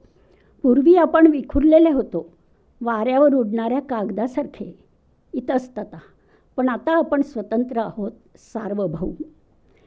तर दुर्ग चढता चढता समग्र भूतकाळाला भेटून म्हणा किंवा भेदून म्हणूया, ती भूतकाळातून मोकळी झाली आहे. वर्तमानाला स्वीकारण्याची तिची तयारी झाली. हे जे असं आहे ते असं आहे असं ती म्हणते. इथं आपल्याला गौरी देशपांडेच्या कथासंग्रहाचं शीर्षक आठवेल. आहे हे असं आहे. ते बळ, ते सामर्थ्य त्या पर्वतानं तिला दिलं आहे. ते इतकं दिलं आहे की त्या पर्वताची तिला आता गरज उरलेली नाही. विक्रममुळं ती चढण्यासाठी आली, त्याच्या मदतीमुळं शिखरापर्यंत पोचली. ती त्याच्याविषयी कृतज्ञता व्यक्त करते, पण त्याच्या लग्नाच्या प्रस्तावाला होकार देण्याची तिला आवश्यकता वाटत नाही. ती त्याला मृदूपणानं नकार देते. विवाहच नको म्हणते. इथलं सर्व सोडून कंबोडियाला, नव्या क्षेत्राकडे, चॅलेंजिंग असलेल्या जॉबकडे जायचं ठरवते. ते बळ आता तिला मिळालं आहे. मार्गमध्ये अतुल आणि विशाखा ट्रायबल्समध्ये राहून मिळून काम करत आहे. त्यांच्या घरात गॅसऐवजी चूल आणि विजेऐवजी कंदील आहेत. विशाखाला मूल हवं आहे. नवऱ्याला अतुलला आत्ता ती जबाबदारी नको आहे. तिचं अतुलवर प्रेम आहे, तोही तिच्यावर जीव टाकतो, पण त्यासाठी आपल्या वात्सल्याच्या उर्मीचा त्याग करण्याची तिची तयारी नाही. रिप्रॉडक्टिव्ह राईट, मला त्यापासून कोणी वंचित ठेवू शकत नाही असं ती ठामपणे सांगते आणि आपला हट्ट पुरा करते. एकदा धाडसानं तिथल्या एका ट्रायबल बाईचं नवशीचं बाळणपणही ती करते. तिथला भगत मंत्रतंत्र करत झाडपाल्याची औषधं देणार आहे. तो भामटा मांत्रिक नाही आहे हे मात्र ती ओळखते आणि त्याच्याविरुद्ध कंप्लेंट करत नाही, तर त्याला विश्वासात घेते. त्याच्याकडं भगत म्हणून न बघता वैदू म्हणून बघत त्याला शरीरशास्त्र शिकवायला घेते. त्याला शरीराचे, वनस्पतींचे, औषधाचं शास्त्र समजेल, मग तो त्याच्या लोकांच्यासाठी त्याचा उपयोग करेल. हा तिचा दृष्टिकोन नेहमीपेक्षा वेगळा आहे आणि प्रगल्भ आहे. आता अतुलला ट्रायबल्सच्या कामासाठीच दिल्लीला वर्षभरासाठी जायचं आहे. ती त्याला जा म्हणून उत्तेजन देते. तेव्हा तो म्हणतो, तू माझ्याबरोबर चल, नाहीतर मुंबईला माहेरी राहा, इथं एकटी राहू नको. तेव्हा ती सांगते, इथल्या साध्या लोकांच्या मदतीनं गर्भारपण आणि प्रसूती मी निभावणार आहे. अतुलला निरोप देत असताना एकदा तिला वाटतं की अतुलला इतका काळ दूर जाऊ देणं हा धोका आहे, हा आपला वेडेपणा आहे, भयंकर आहे, आपण जावं त्याच्याबरोबर. क्षणभर ती स्तंभित होते, पण पुढच्याच क्षणी मागं पाहते तर मागच्या बाजूला रांगेनं उभ्या असलेल्या त्या सर्व लोकांना पाहिल्यावर त्याच्या मदतीची तिला आवश्यकता वाटत नाही. पृथ्वीच्या पाठीवर जर कोणत्या पुरुषामध्ये मी सुरक्षित असेन ना अतुल, तर ते हे आहेत, हे ती सांगते. आणि हा तिचा विश्वास आहे. आणि समोर माडभावांचं जांभळं शिखर आणि त्या ट्रायबल्सबरोबर एकरूप होणं हा या विश्वासाचा, आत्मविश्वासाचा स्रोत आहे. ती म्हणते, हा निर्णय आपण घेतलेला नाही, हा भवतालानंच घेतलेला आहे आणि तेच आता हे निभावून देईल. रणमध्ये घटस्फोटित नमिता आहे. तिला भूकंपग्रस्त भागात कामासाठी जावं लागणार आहे. तिच्या बॉसनं पळ काढलेला असल्यामुळं अचानक हे काम तिच्याकडं आलं आहे आणि हे आव्हान तिला स्वीकारावं लागलं आहे. छोट्या मिहीरला कोण सांभाळणार, त्याच्या शाळेचं काय, असे प्रश्न तिच्यापुढे आहेत. एरवीसुद्धा एकल आई म्हणून घर आणि नोकरी सांभाळताना तिची ओढाताण होतेच आहे, पण या सगळ्या प्रश्नामधून वाट काढत ती तिथं जाते. योगायोगानं तिथे नवरा नागेशच्याही एजन्सीचं काम चालू आहे. अनपेक्षितपणे तिथे त्याला त्याची मदत मिळते. तो मिहीरची काळजी घेतो, तिच्या कामात मोठंच सहकार्य करतो, तिच्या कामाचं चीज होतं, तिला न्यू कंट्री डायरेक्टर म्हणून बढती मिळते. त्याला आपल्या पूर्वीच्या वागण्याचा पश्चात्ताप होतो आहे. पुन्हा एकत्र यावं असं त्याला वाटतं आहे. तो तिला तसं विनवतो, पण नमिताची तशी मनाची तयारी होत नाही. तिला आता बायकोपणच नको आहे. पुन्हा त्या सगळ्या चौकटीत जायची तिला इच्छा नाही आहे. नागेशची मदत मिळाली याबद्दल ती कृतज्ञ आहे, पण ती एकटीनं जबाबदारी निभावण्याच्या तयारीनंच तिथं आली होती आणि तशीच यापुढं एकटीनंच जबाबदारी निभावणार आहे. भोवतालच्या प्रदेशाची वातावरणाची शांती तिच्यामध्येही भरून येते. तिला स्थिरताही वाटते. तिथली पांढरी स्वच्छ रानटी उमदी जनावरं आपल्या डोळ्यासमोर उधळतायत असं तिला वाटायला लागतं. मजबूत, धष्टपुष्ट, चौखूर, तगडे, बेबंद उधळणारे असे ते प्राणी. ते सर्व पाहिल्यावर तिला आतून काहीतरी स्फुरून आल्यासारखंही वाटतं. भोवतालची गहिरी शांतता असलेल्या दृश्यासारखं शांत आणि भक्कम असं तिला वाटतं. इथं मला आठवण होते की बोकिलांनी मुलाखतीमध्ये सांगितलं आहे की ते पूर्वी कविता करत होते. त्या कविता निश्चितच ते करत असले पाहिजेत. सध्या करतात की नाही माहीत नाही, पण त्या कविता त्यांनी बाहेर काढाव्यात अशी विनंती करावीशी वाटते. लेखक इथं म्हणतात, हे सगळं जे जाणवत होतं ते कसं होतं, स्वच्छ, तेजाळ, दणकट. या शक्तीनिशी ती हा निर्णय निश्चित करून आपल्या कामाकडे वळते. अशा रीतीनं या तिघींच्या व्यक्तिमत्वांना त्यांच्या आसमंतातून, भवतालातून शक्ती मिळाली आहे. दुर्ग, मार्ग आणि रण या 3 लघुकादंबऱ्यांच्या या रचनेमध्ये मला एक रूपक दिसतं.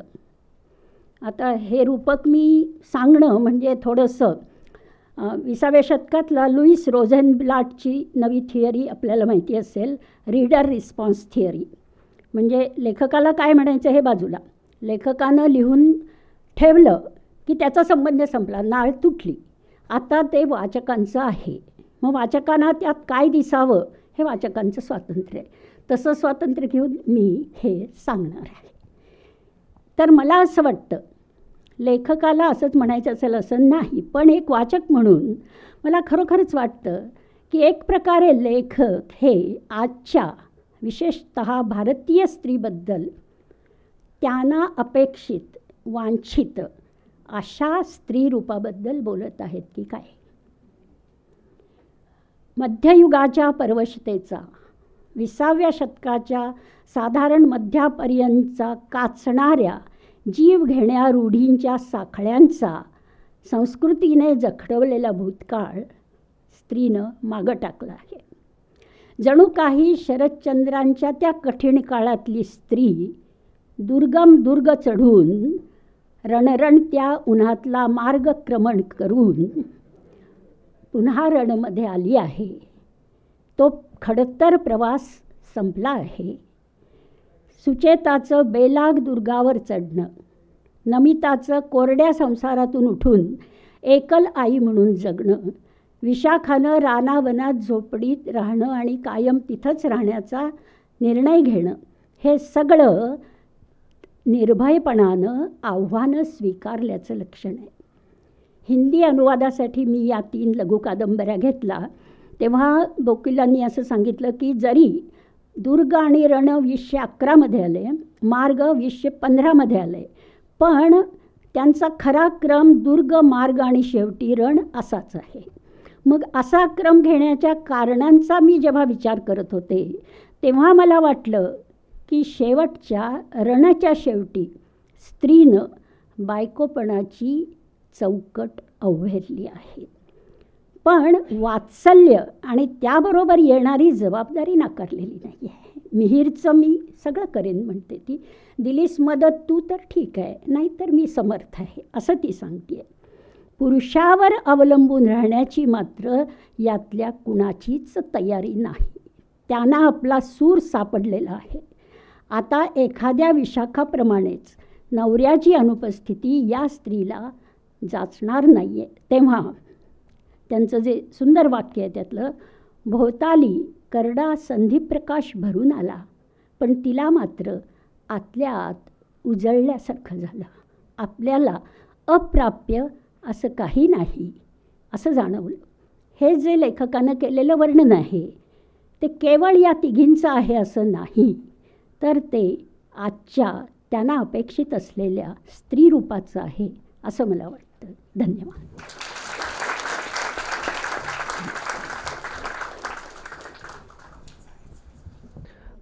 सुबोध जावडेकर सर IIT मुंबई इथून केमिकल इंजिनिअरिंगची पदवी त्यांनी घेतलेली आहे.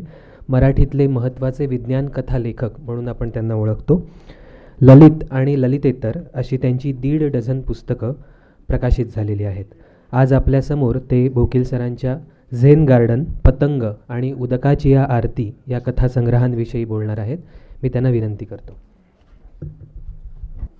सुरुवातीलाच साधनाला शुभेच्छा देतो मी त्यांच्या 77व्या वर्धापन दिनानिमित्त, आणि त्यांचे आभारही मानतो एवढ्यासाठी की त्यांनी मला इथे आज बोलायची संधी दिली. ही संधी केवळ इथे तुमच्यासमोर बोलायची दिली असं नाही, तर गेल्या 10-15 दिवस मी त्यांची ही 3 पुस्तकं पुन्हा पुन्हा वाचतो आहे आणि त्यातली अनेक सौंदर्य स्थळं मला जाणवली आहेत. ती सौंदर्य स्थळं मला तुमच्याबरोबर शेअर करायची आहेत. 2001 साली भानू काळेंनी मिलिंद बोकील यांचं एक व्याख्यान आयोजित केलं होतं. त्यात त्यांनी असं म्हटलं होतं की एखाद्या साहित्यकृतीकडे बघायचे 2 प्रकार असतात. एक ती बाहेरून बघायची आणि एक आतून बघायची. बाहेरून बघायची म्हणजे आपण एखादं घर जर बाहेरून बघितलं तर ते किती मोठं आहे, त्याला कुठला रंग दिलेला आहे, किती मजली आहे, हे तुम्ही बघता. सर्वसाधारणपणे समीक्षक लोक अशा प्रकारे बघतात. मी काही समीक्षक नाही आहे.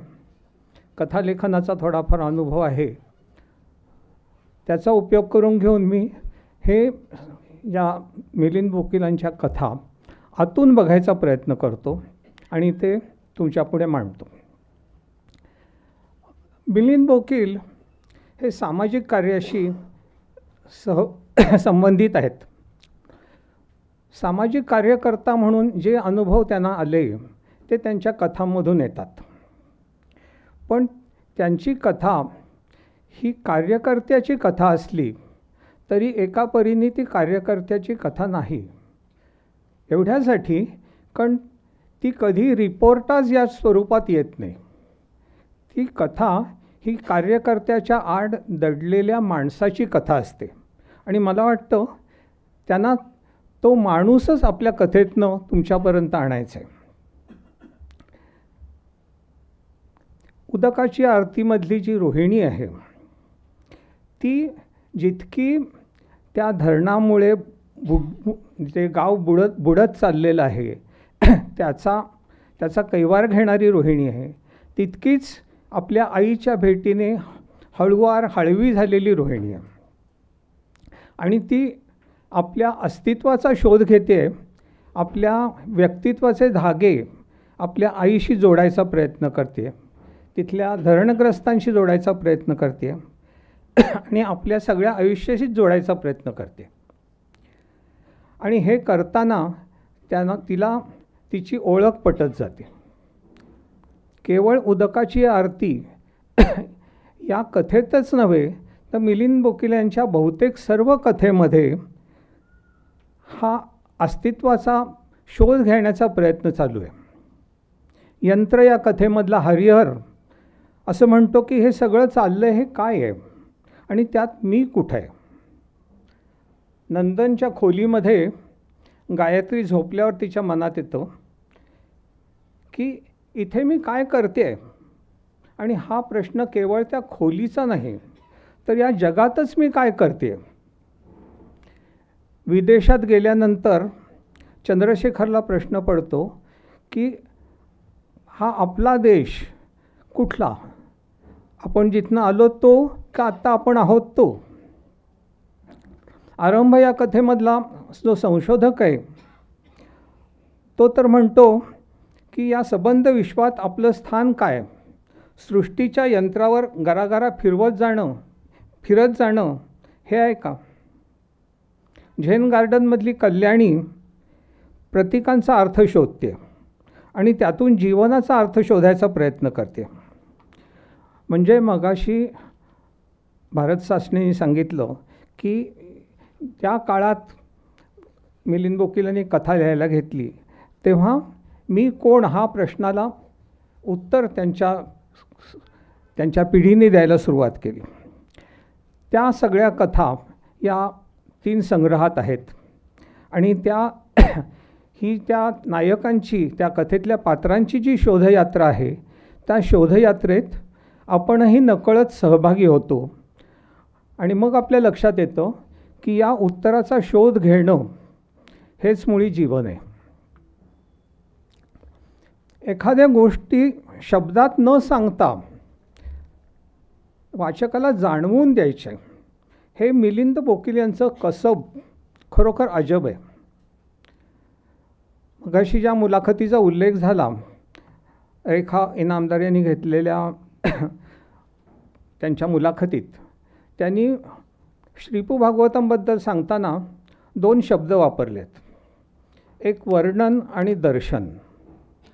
सर्वसामान्य लेखक हे त्याला जे काही कथेत सांगायचं असतं त्याचं वर्णन करतो. या उलट चांगला लेखक हे वर्णन न करता लेखक त्या एखाद्या कथेतल्या घटनेमध्ये दाखवून देतो, म्हणजे त्याचं दर्शन करतो. मिलिंद बोकील काही वेळा त्याचं वर्णन तर करत नाहीतच, पण त्याचं दर्शनसुद्धा निवेदनातून करत नाहीत. त्याचं फक्त सूचन करतात आणि वाचकाला ते जाणवतं. हे सोपं नाही आहे. स्वतःच्या लेखणीवरती विश्वास असला आणि वाचकाच्या कल्पनाशक्तीवरही विश्वास असला तरच हे शक्य होतं. तो विश्वास मिलिंद बोकील दाखवतात. याची काही उदाहरणं मी सांगतो. पतंग हे याचं अगदी उत्तम उदाहरण आहे. त्या कथेमध्ये त्या नायकाचं प्रेम हे शेवटपर्यंत अव्यक्त राहतं. ते त्याच्या प्रेयसीपर्यंत पोचू शकत नाही, पण वाचकांपर्यंत मात्र ते अलगद पोचतं. प्रेमासंबंधात एकही शब्द न उच्चारता ते आपल्यापर्यंत पोचतं आणि त्याची व्यक्तिरेखा बोकिलांनी ज्या हळुवारपणे रंगवलेली आहे त्यामुळे त्याचं मनोविश्व आपल्यासमोर उलगडतं. याच धर्तीच्या आणखीनही 5-6 कथा आहेत, त्यांचा फक्त उल्लेख करतो.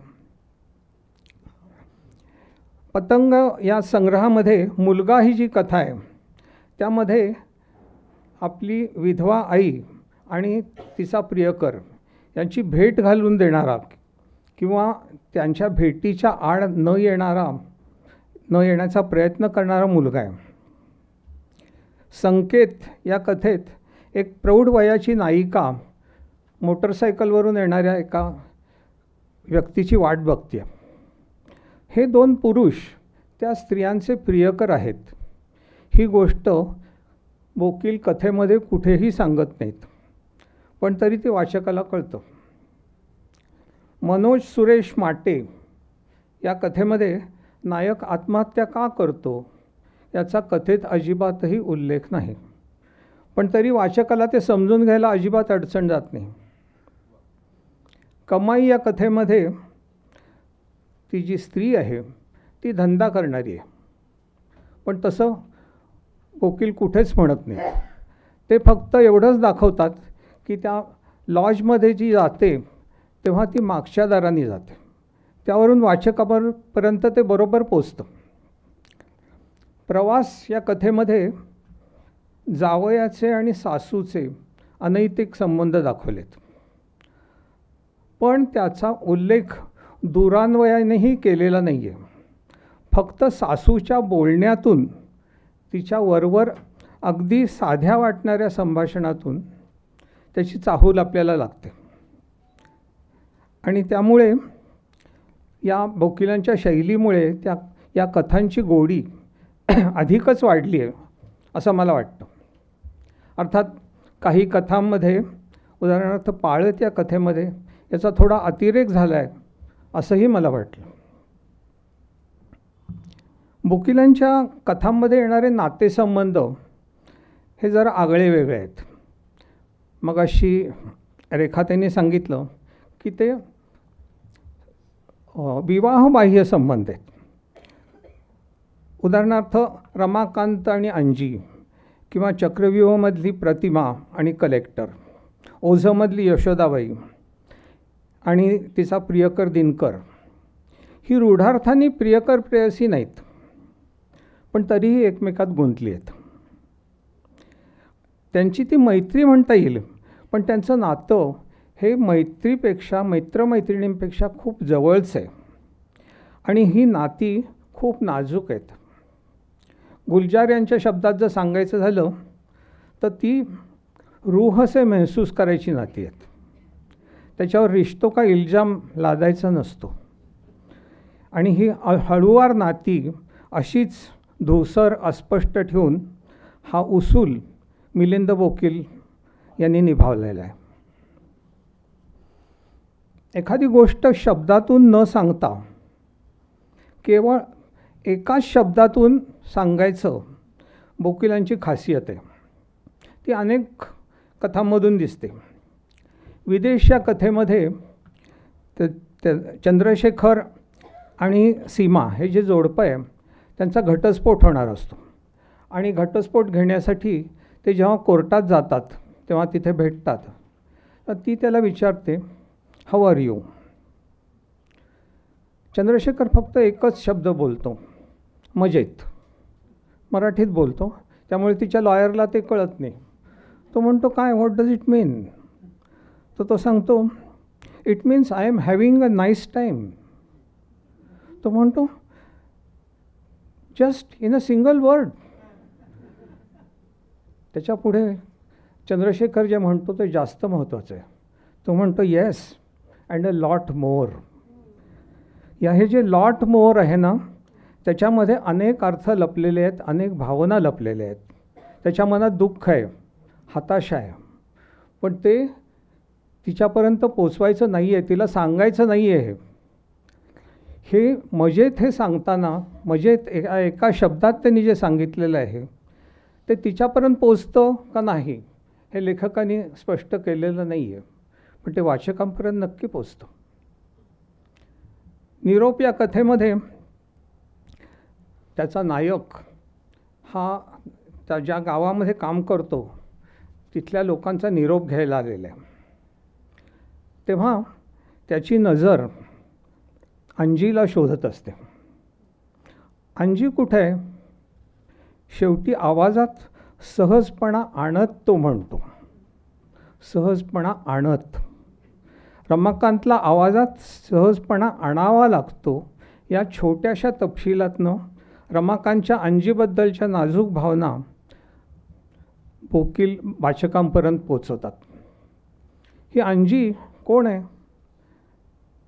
ती एक नवऱ्यापाशी न नांदणारी, रानवट पण तेज अशी बाई, स्वतःच्या मनाला येईल ते करणारी. तिची ओळख बोकील वाचकांना कशी करून देतात ते पहा. रमाकांत गावकऱ्यांबरोबर बोलत असतो. त्याचं लक्ष एका तांबड्या कुत्र्याकडे जातं. ज्याच्या त्याच्या मागं लागणारं हे कुत्रं अंजीचं असल्याचं सांगून कोणीतरी सांगतं, लय बेकार कुत्रं आहे, ज्याच्या त्याच्या मागं लागतंय, धोंडा घातला पाहिजे एका दिवशी, लई माजले. तिच्या वाणीच हा एकच शब्द अंजीची व्यक्तिरेखा ठसठसीतपणे वाचकांसमोर उभी करतो. बोकिलांच्या कथांमध्ये येणारे संघर्ष हे सुद्धा वेगळे असतात. ते सहसा दोन व्यक्तींमधले संघर्ष नसतात. कधी तो दोन प्रवृत्तीमधला संघर्ष असतो, झेन गार्डनमध्ये आहे तसा, किंवा विदेशमध्ये आहे तसा संस्कार आणि स्वातंत्र्य या दोन मूल्यामधला संघर्ष असतो. लेमन ट्री या कथेमध्ये दुखावलेला स्वाभिमान आणि आकर्षण या दोन भावनांमधला संघर्ष दाखवला आहे. तर चक्रव्यूहामध्ये निवेदकाच्या मनातच दोन दृष्टिकोनामधला संघर्ष चालू आहे. यंत्र या कथेत चल सृष्टी आणि अचल सृष्टी यातला संघर्ष आला आहे. माणूस आणि निसर्ग यांच्या सहजीवनावरती, लढाई झगड्यावरती अनेक कथा आहेत. पण यंत्र आणि माणूस यांच्या नात्याचं चित्रण करणारी कथा फार क्वचित, माझ्या माहितीत तर फक्त एकच मला माहिती आहे. अद्भुताच्या सीमारेषेवर घोटाळणारी ही कथा बोकिलांनी फॅन्टसी केलेली नाही आहे, हे फार महत्त्वाचं आहे. हे यंत्र सजीव असावं की काय, त्याला विचार करता येतो की काय, अशी शंका आपल्या मनात येते न योते तोच, हे सगळं हरिहरच्या मनाचे खेळ आहेत, हे बोकील स्पष्ट करतात. कथेला फॅन्टसीच्या अंगाने न घेऊन जाण्यामागे बोकिलांची काही भूमिका असावी. आत्ता उल्लेख झाला त्या वाचकाच्या स्वातंत्र्याचा फायदा घेऊन मी सांगतो की फॅन्टसी वाचताना वाचक कथानकाशी कितीही तद्रूप झाला तरीसुद्धा हे खोटं आहे, ही घडणारी गोष्ट नाही, हे वाचकाच्या मनाच्या कोपऱ्यात कुठेतरी दडलेलं असतं. आणि त्यामुळे लेखक जो अनुभव देऊ करतोय तो आणि वाचक ह्याच्यामध्ये दरी राहते. ही शक्यता टाळण्यासाठी लेखकांनी ही वाट निवडली असावी असं मला वाटतं. यंत्र ही कथा केवळ बिघडलेलं यंत्र आणि ते दुरुस्त करणारा माणूस यांची कथा नाही, माणसामाणसातल्या नातेसंबंधांची कथा आहे. कारखान्यात काम करणारी माणसं आणि हरिहर यांच्यात बदलत जाणाऱ्या संबंधांचे सुरेख चित्रण या कथेमध्ये येतं. पण केवळ याचं चित्रण करणं, या संबंधांचं एवढाच मर्यादित हेतू लेखकाचा नाही आहे.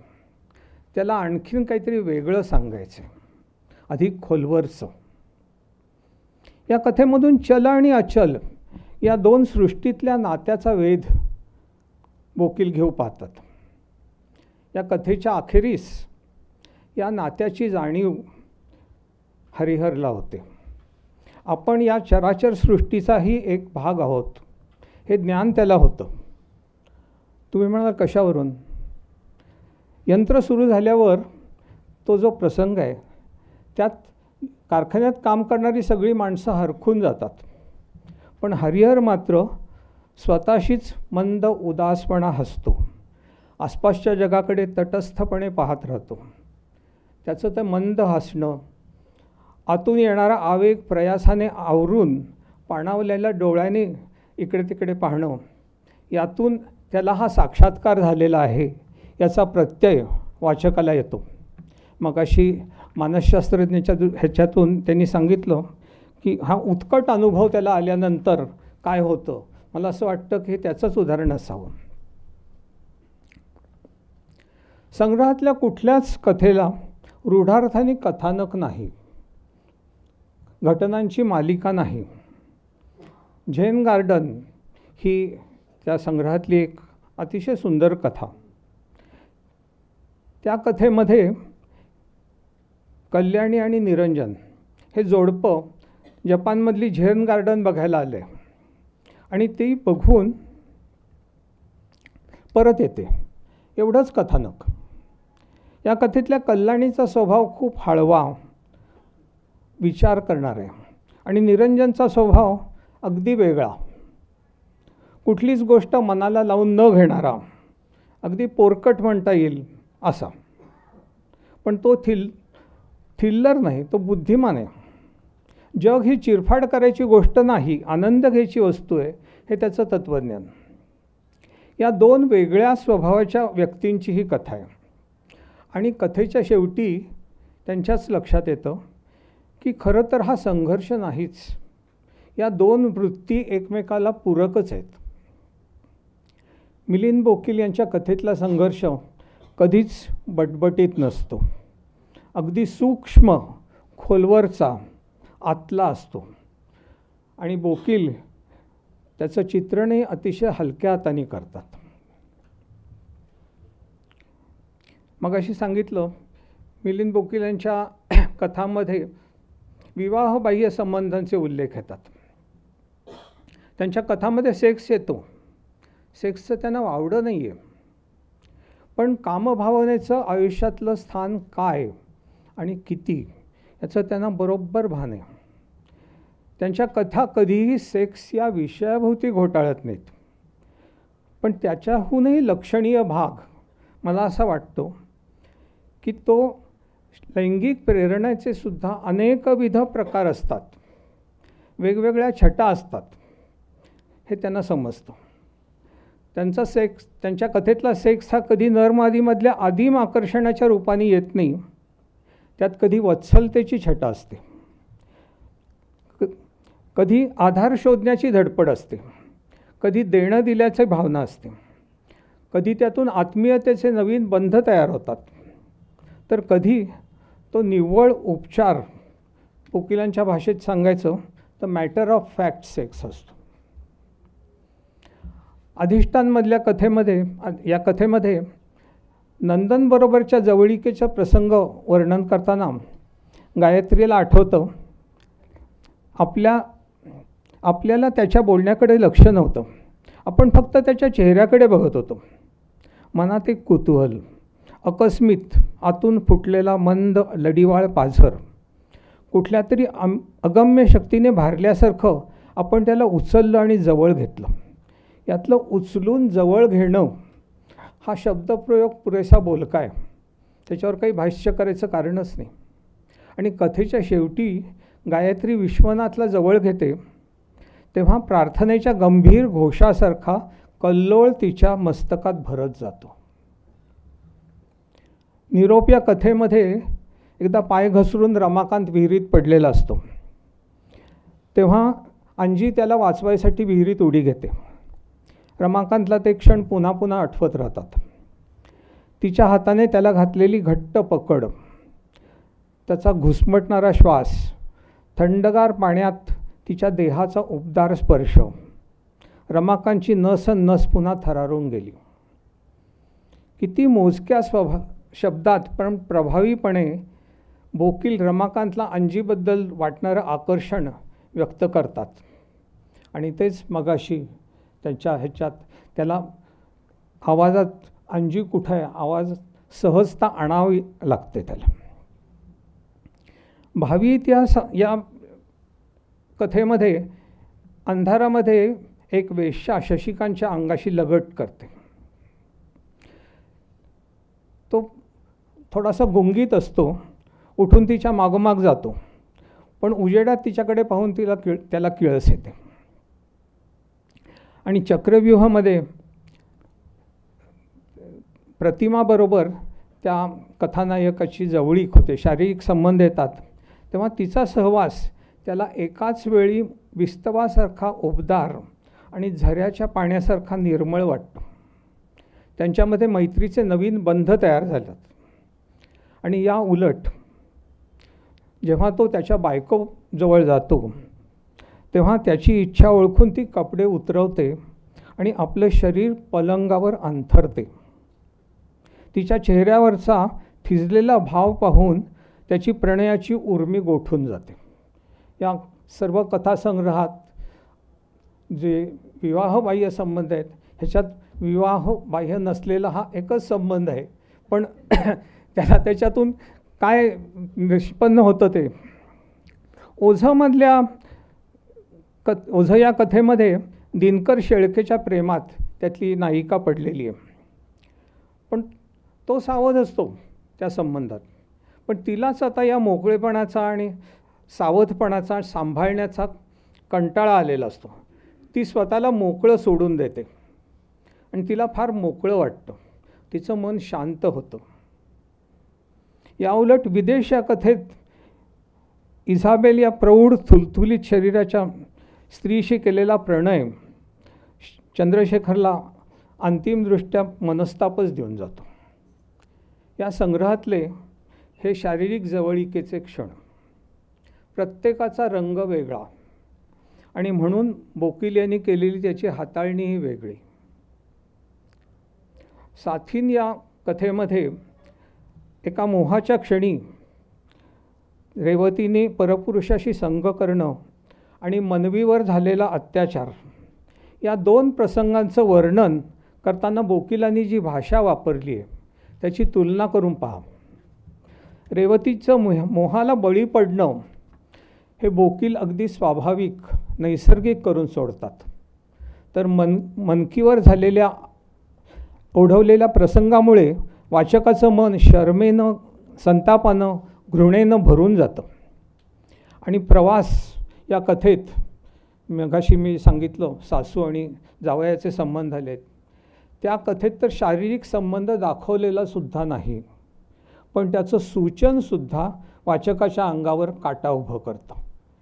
म्हणजे हे वेगवेगळे शारीरिक संबंध, त्यांच्या वेगवेगळ्या छटा बोकील आपल्या कथांमधून तुमच्यापुढे पेश करतात.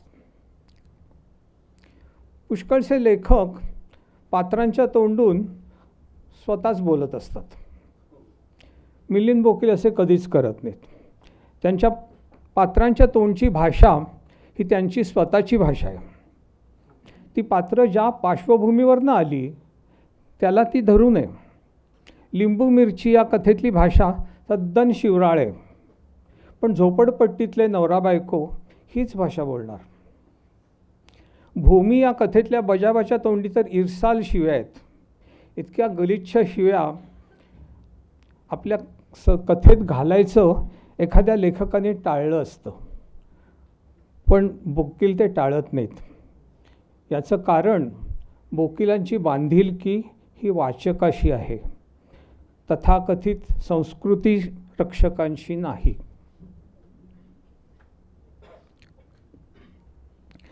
ही भाषा किती वेगवेगळी आहे.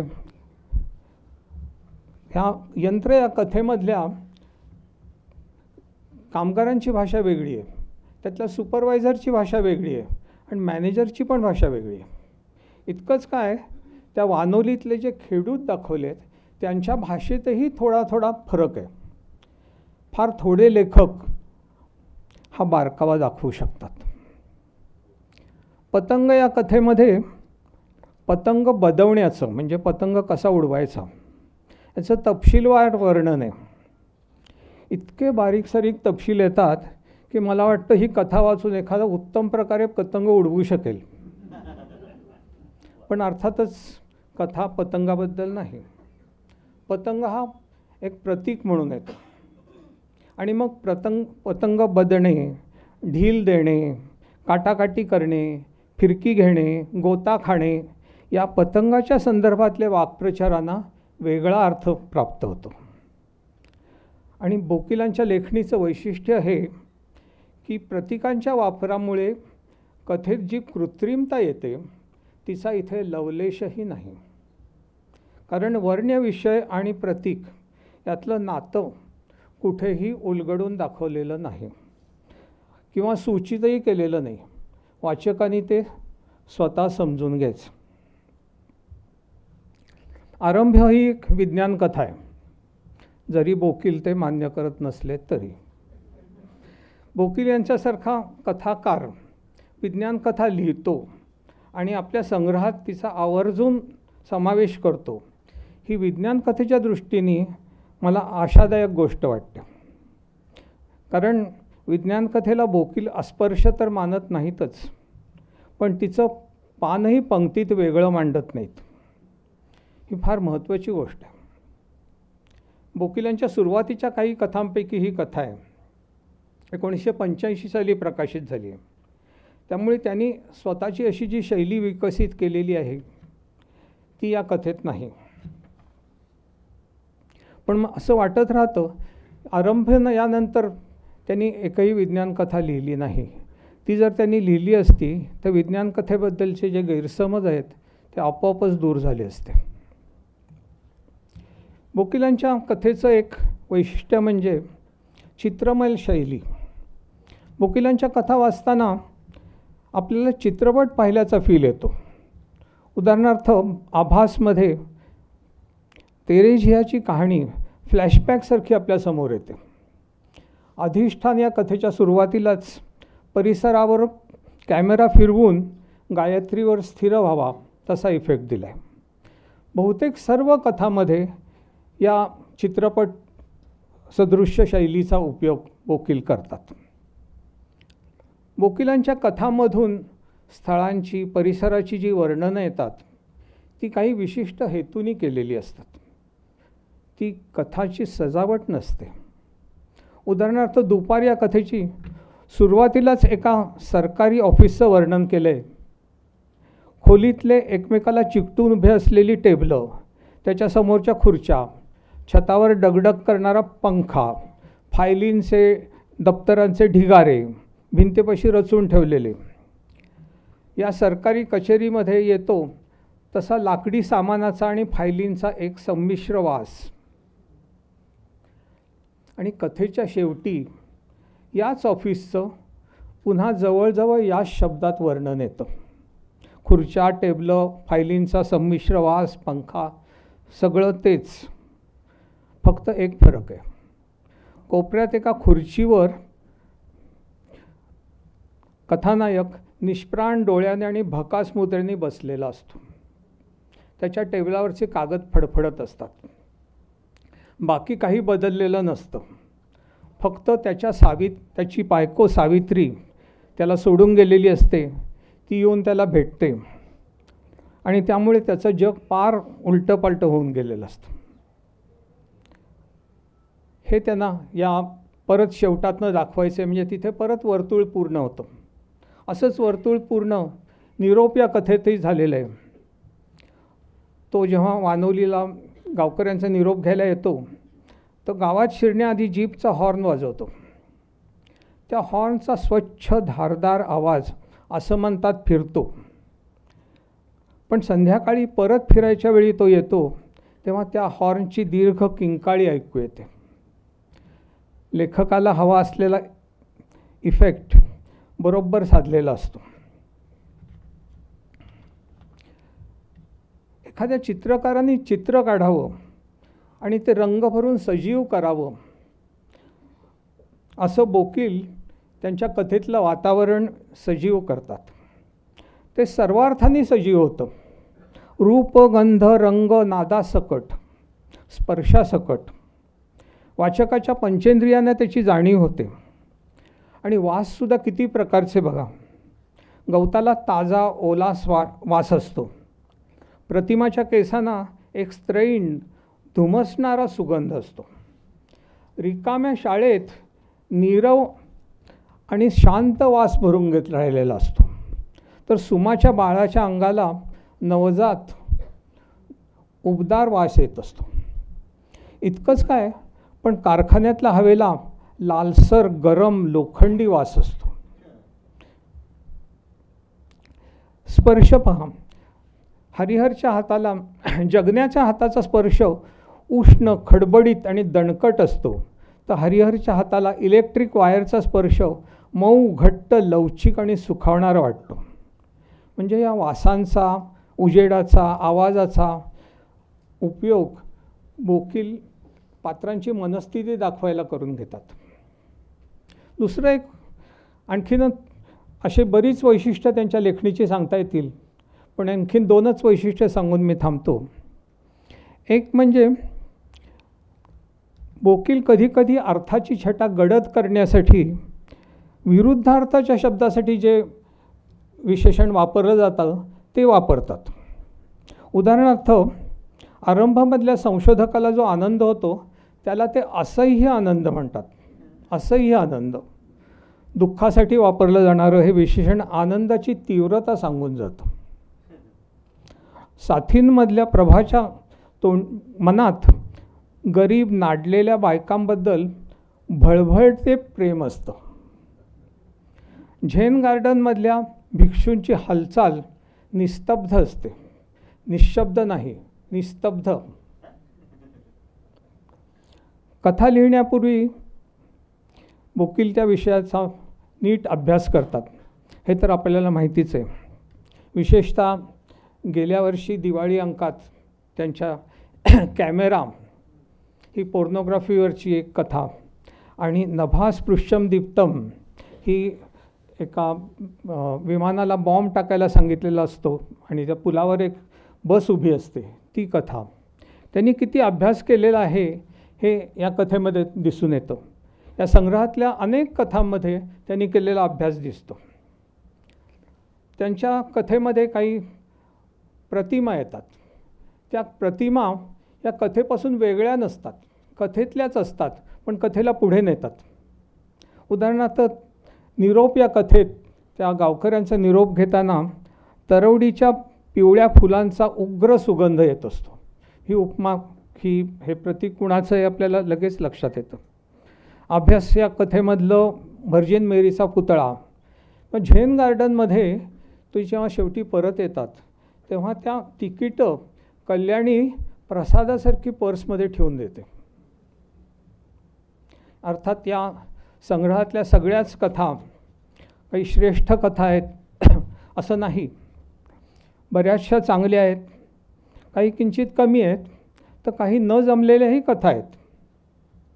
उदाहरणार्थ झेन गार्डनमधली पायऱ्या ही कथा इतर कथांच्या मानाने डावी आहे. खरं तर ही सिच्युएशन अतिशय इंटरेस्टिंग आहे, प्रतिभावंताला आवाहन करणारी आहे, अनेक शक्यतांना जन्म देणारी आहे. पण तिचा पुरेपूर फायदा उठवणं बोकिलांना जमलेलं नाही आहे. त्यातली जी जया आहे ती चळवळीतली आहे, पण तिच्या वर्तनात त्याचा काहीच मागमूस आपल्याला दिसत नाही. आणि त्यातला अशोक हा तर अप्पलपोटा, स्वार्थी, चिक्कू असा दाखवला आहे, संपूर्ण काळ्या रंगात रंगवलेला. अर्थात या पार्श्वभूमीवर त्यातल्या श्रीपादचं चित्र हे उजळ दिसणार हे उघड आहे, पण तेवढ्यावर न थांबता त्याला सद्गुणाचा पुतळा बनवून टाकला आहे. त्यामुळे ही कथा ठोकळेबाज झाली. एरवी बोकिलांच्या पात्रांच्या अंगात दिसणारं स्वभाव वैशिष्ट्यांचं इंद्रधनुष्य तर सोडाच, पण करड्या फिक्कट रंगाच्या छटासुद्धा दिसत नाहीत. तशी पात्र आपल्या आसपास दिसतात हे खरं असलं तरी त्यांच्या व्यक्तिमत्वात जी व्यामिश्रता दाखवणं आम्ही बोकिलांकडून अपेक्षित करतो त्याचा इथे अभाव वाटतो. पण असं अपवादात्मक घडतं. बोकिलांची पात्र सहसा अशी काळ्या पांढऱ्या रंगात रंगवलेली नसतात.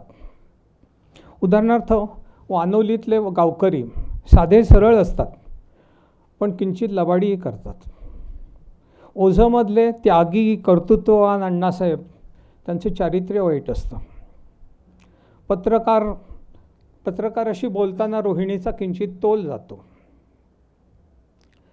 कमी कपड्यातल्या अमेरिकन बायकांना पाहून निरंजन त्या कथेतला झेन गार्डनमधला किंचित पाघळतो. त्यामुळे काय होतं की कथा म्हणजे कुठलंही पात्र पूर्णपणे काळ्या किंवा पांढऱ्या रंगात नसतं आणि त्यामुळेच हे पायऱ्या कथेतलं पात्र रेखाटन मला खटकलं.